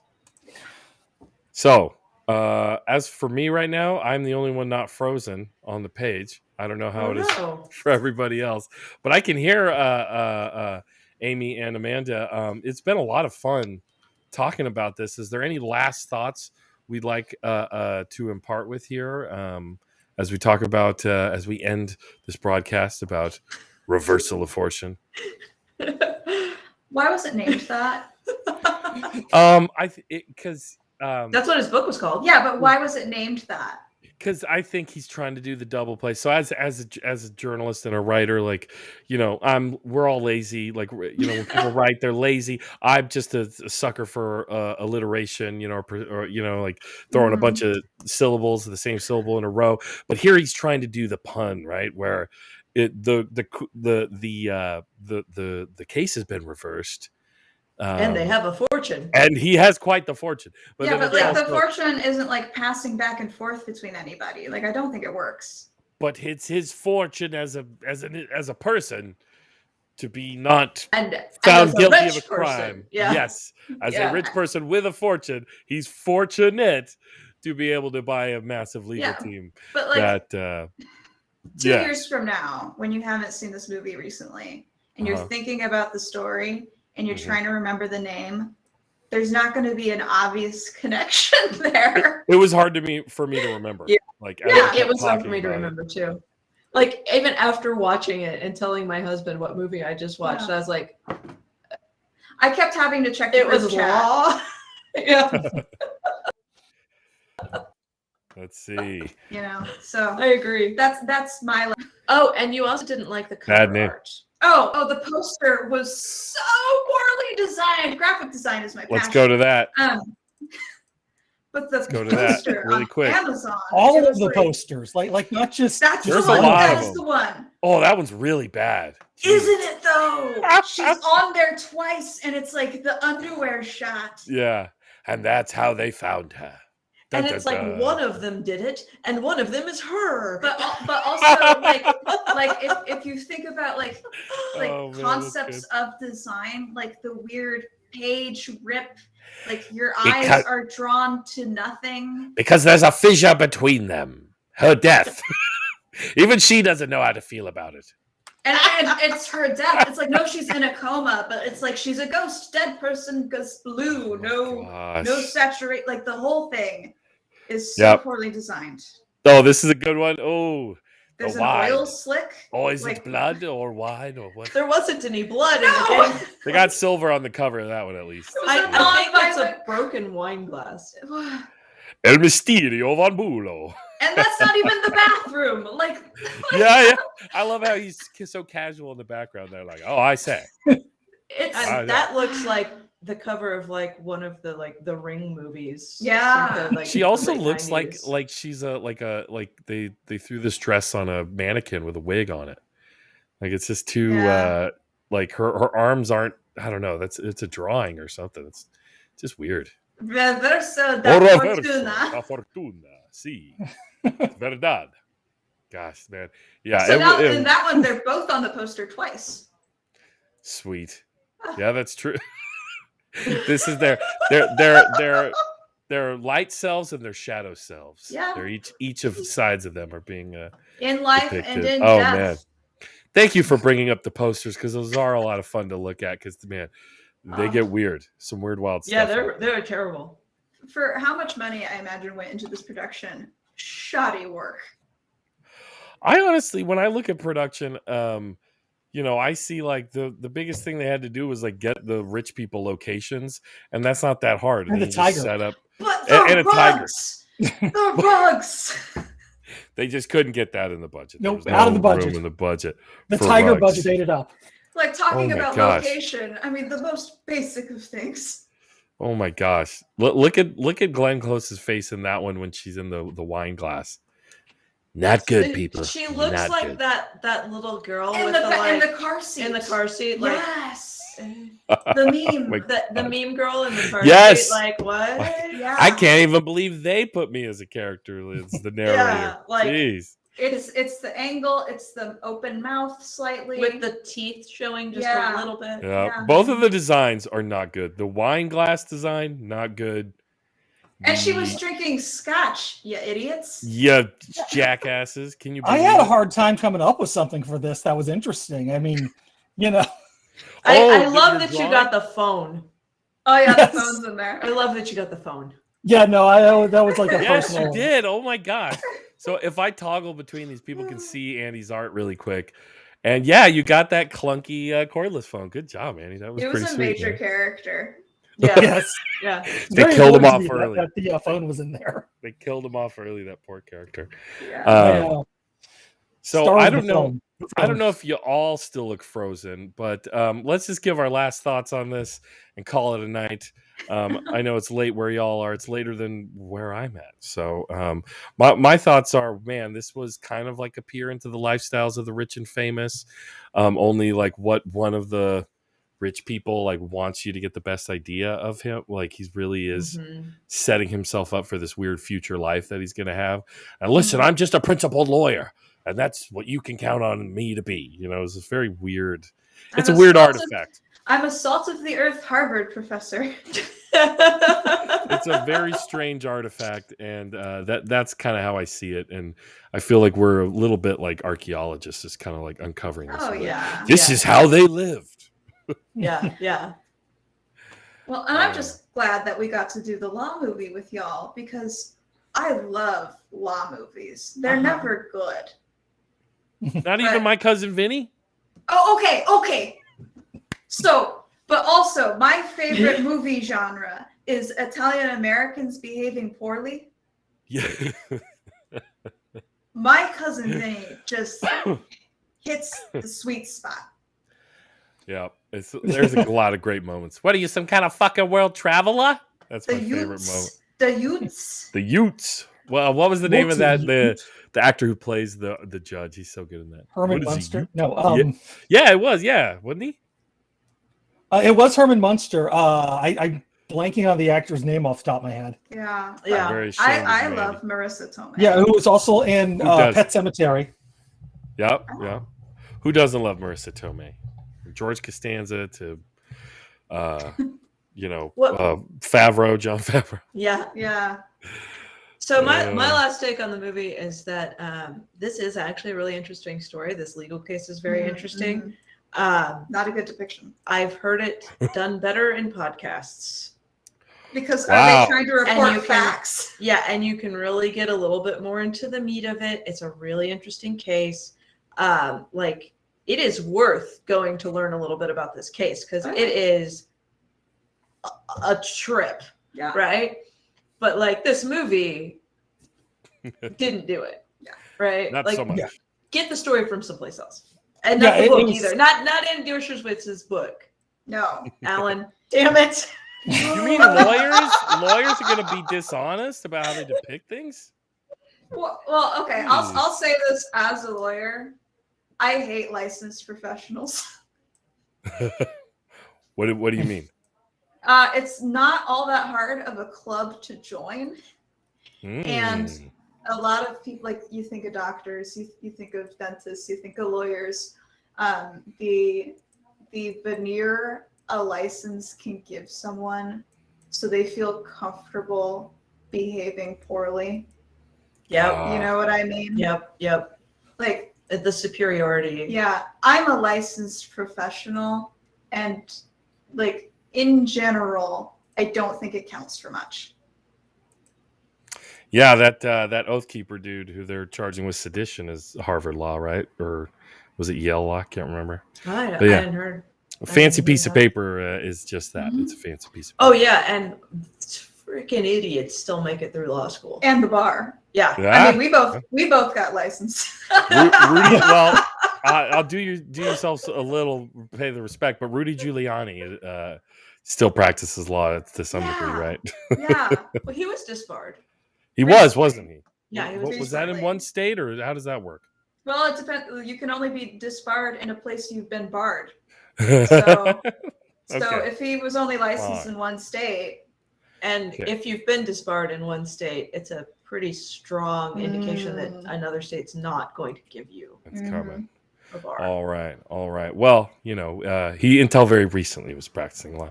Andy, you got a last take on this bad movie? Yeah. Oh man, I'm so glad we were able to kind of dig into like the meat of this movie, which was a lot of fun to be able to listen to real people who've experienced this. Just a little bit. So thank you so much for doing that, because that's what I love is I love watching movies and then like I want to ask somebody who knows about this. This is pretty much how the show started. Yeah.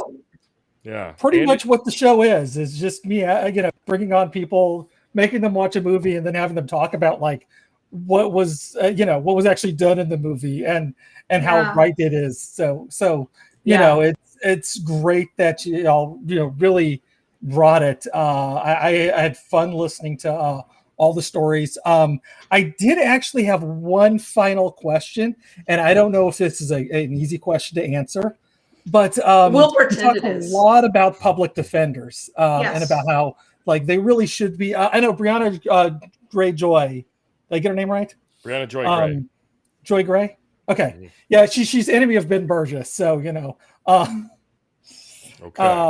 apologies. I'm not trying to make the feud worse. I just literally blanked on the order of your name. Don't come after me. But anyways, she's on her show a lot talking about how how public defenders need to be like we really should rethink about how we view them. But not a lot said about prosecutors, which I mean like always seems to be like the worst people in the world are prosecutors. Like Kamala Harris is the first one that kind of springs to mind, but there's just so many. She's like, not the worst example of a prosecutor. No, she's not even. Klobuchar. Although she's the most famous one I could think of off the top of my head, and that TED talk she did was just she laughed about arresting parents for children who did truancy in her TED talk. Yeah, it is horrifying. This was a big deal during the primary. Yeah, this was a big. That was a big thing. I'm making that kid in the car seat face now. Yeah. But anyways, I just wanted to ask, do you think what do you think about how we view prosecutors, and should we re-examine some of that? 30 seconds, go. Yeah. No, we need parity between prosecution and public defense budget. Well, and that like that's not as obvious as it sounds, because police departments are generally on the side of the prosecution, which is should be a ridiculous thing to say, because they should just be crime and disorder, investigators and not on a side. Like when it comes to these criminal cases, they're the prosecutor's investigation team, which is going to be how many magnitudes larger than whatever resource a public defense office is going to have. I worked at the best staffed public defense office for the state of Kansas, and we had 2 investigators, and it made every other office jealous. 2 investigators was good compared to an entire police department, not mentioning the county sheriffs. That's 2 departments. Mm-hmm. You know what I mean? Like outside of budget, investigative resources.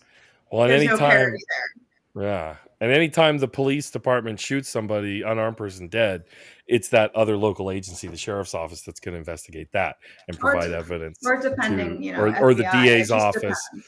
Yeah, or the DA's office. And I mean, the idea that like local agencies like the DA, which is always working with local law enforcement, and like you said, law enforcement is backing them up on their side of the case. And that won't have anything to do with when the DA is tasked with investigating a local police officer or police department. You know, it's just naive. And you're thinking about it, like an officer will take it personally if a defense attorney is questioning their actions and their skills and things. And if you're a defense attorney trying to build rapport with your clients so you can represent them effectively, so they feel comfortable talking about their case and their priorities and their life with you, you can't have a thin blue line wreath on your office door like a county prosecutor can. Yeah. You know? And which I've seen. Like, so prosecutors, by the very nature of their office, will have a much better relationship with your local police force than any defense attorney could, unless that defense attorney's crooked and doing a bad job. Yeah. And talking about like people who are prosecutors, the system as it's set up today deliberately funnels people into the prosecutor's office. They hire more people and more of the like the good law jobs that you can get to like really make some money, really like do the work that you really want to do, want you to have been in the prosecutor's office first.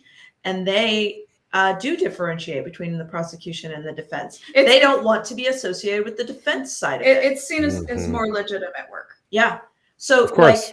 like if you want to have a legal career, if you want to actually be smart with your credentials to build a really successhave legal career, you're going to be funneled into the prosecutor's office.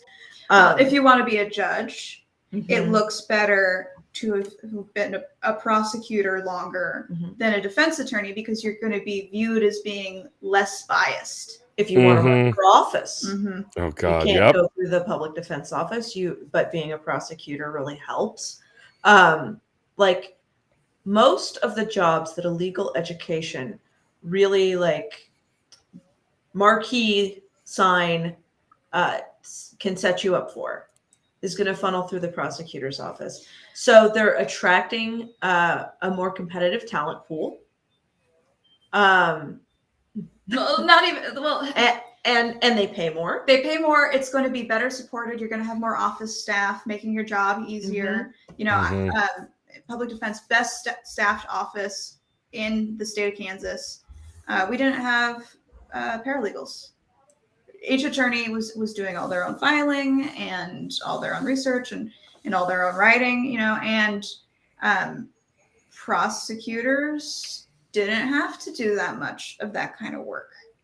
They didn't even have to write their own complaints charging our clients. And that's the kind of thing that like writing legal documents, like it's taking so much brain power and thought power that when it's time to file something, you're like,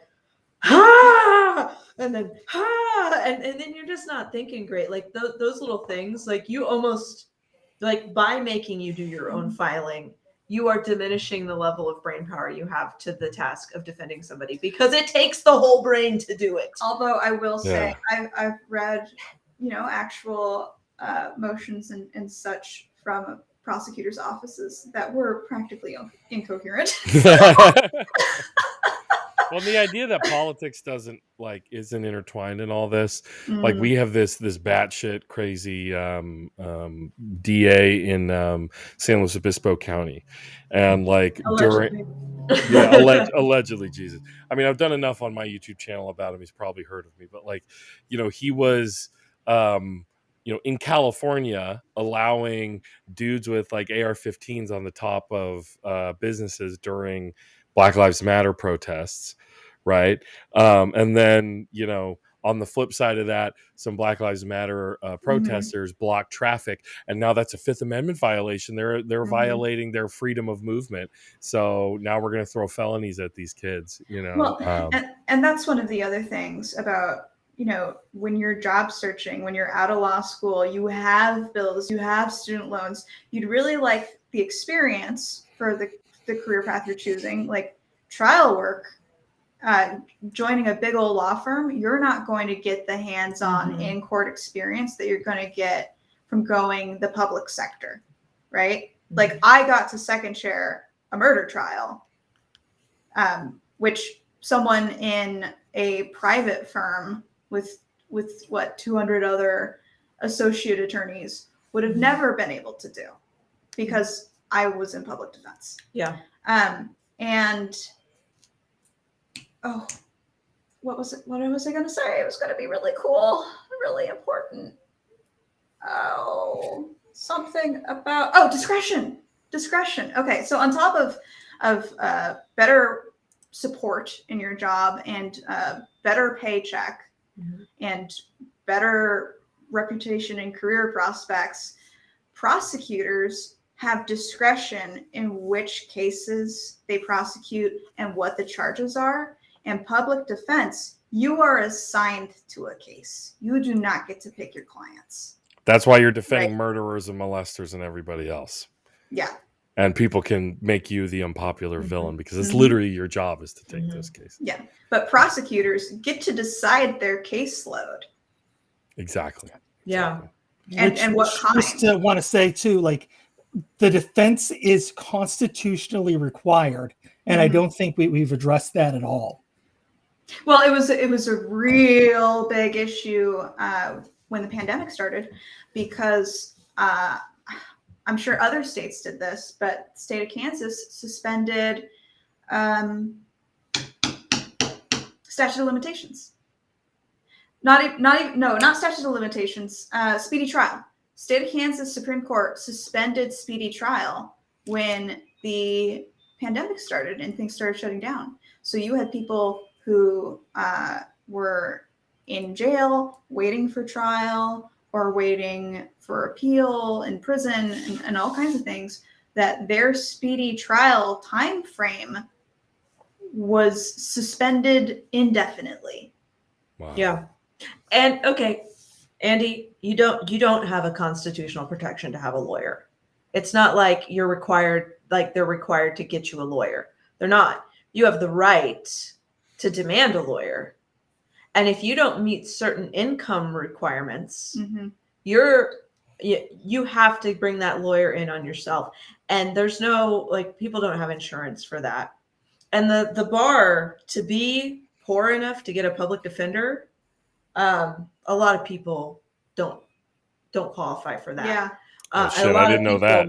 Yeah, a lot of people will be going bankrupt on having to hire their own attorneys. And that's, when you fill out your financial form to see whether or not the judge is even going to think about giving you a public defender, it's list your assets that you could sell to hire an attorney.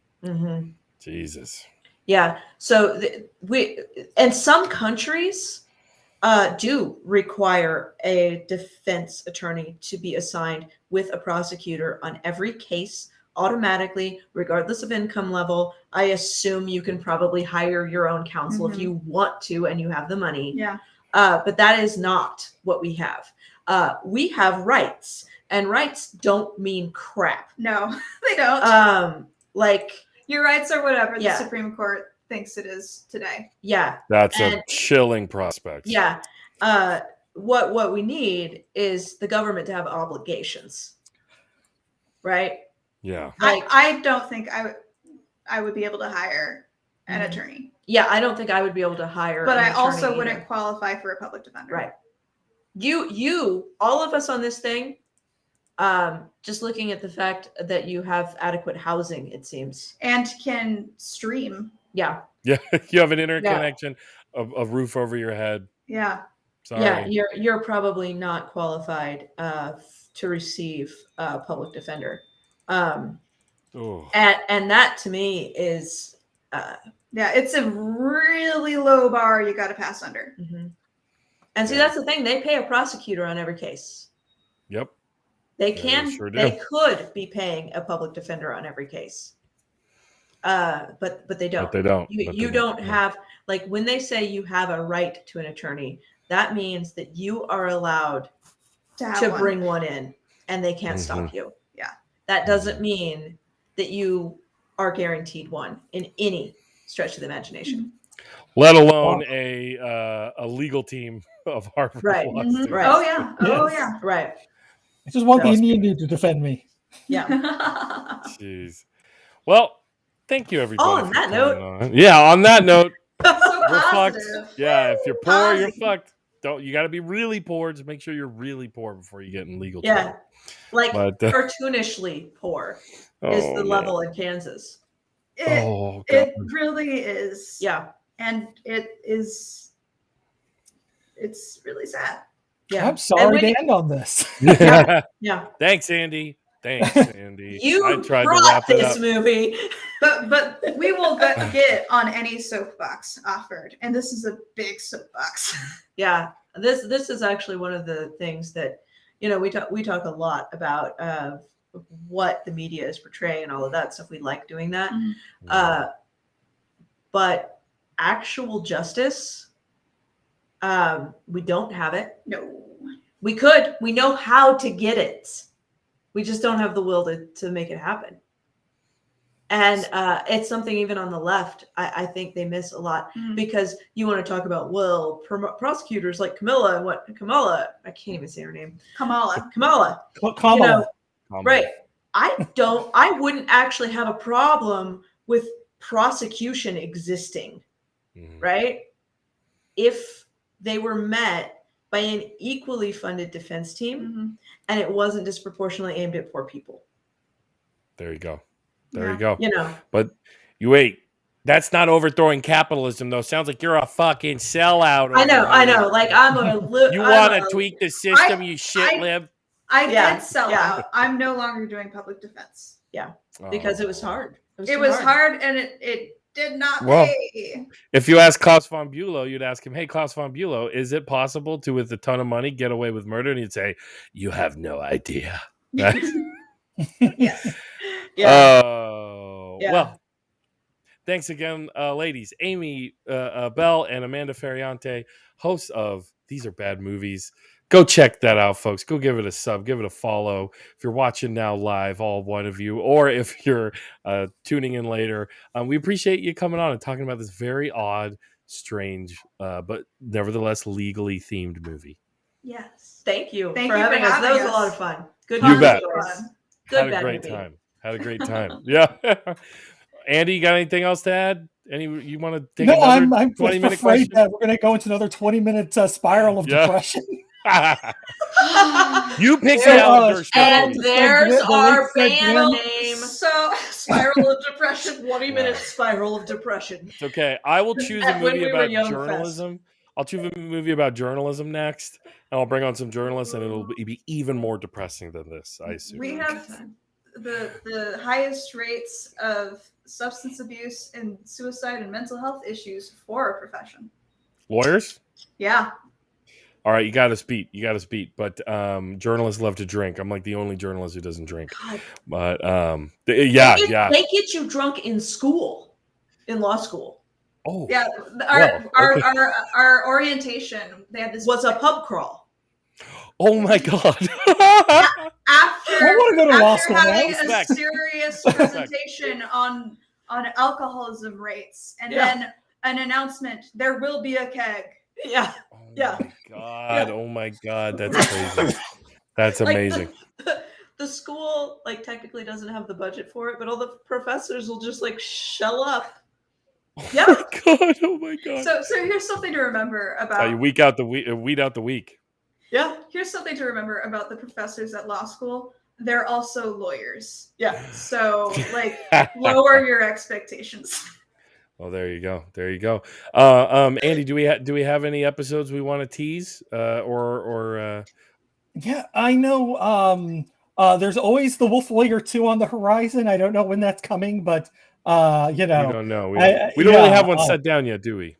No, we're gonna talk about that because also, love to have Ben Burgess on to discuss God's Not Dead. Yeah, that's Oh gonna be dear. crazy. Oh dear. Oh dear. Oh dear. What about does These Are Bad Movies have any episodes coming up for folks We got or recently released? Tomb Raider coming Yeah, out. Tomb Raider's going to be coming out this weekend. I love that movie. Which Tomb Raider? The first. Yeah. Of course. Okay. Come on. Angelina. Come on. Come on, Andy. You know this. And I was assuming, but I was kind of. There's a small part of me that Ashley Wood might get a shout out because she did the beautiful Tomb Raider comic based on the recent film.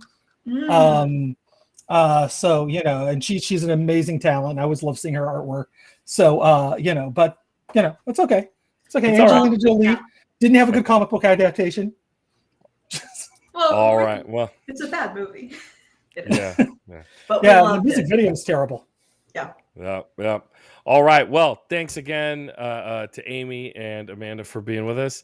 Andy, not to be confused with Andy Dershowitz. Sorry. We will have a great night. So sorry. That was awesome. That was a treat. So everybody have a good night, and we'll see y'all next time. All right. On Bad Takes. Bye. Thanks, everybody.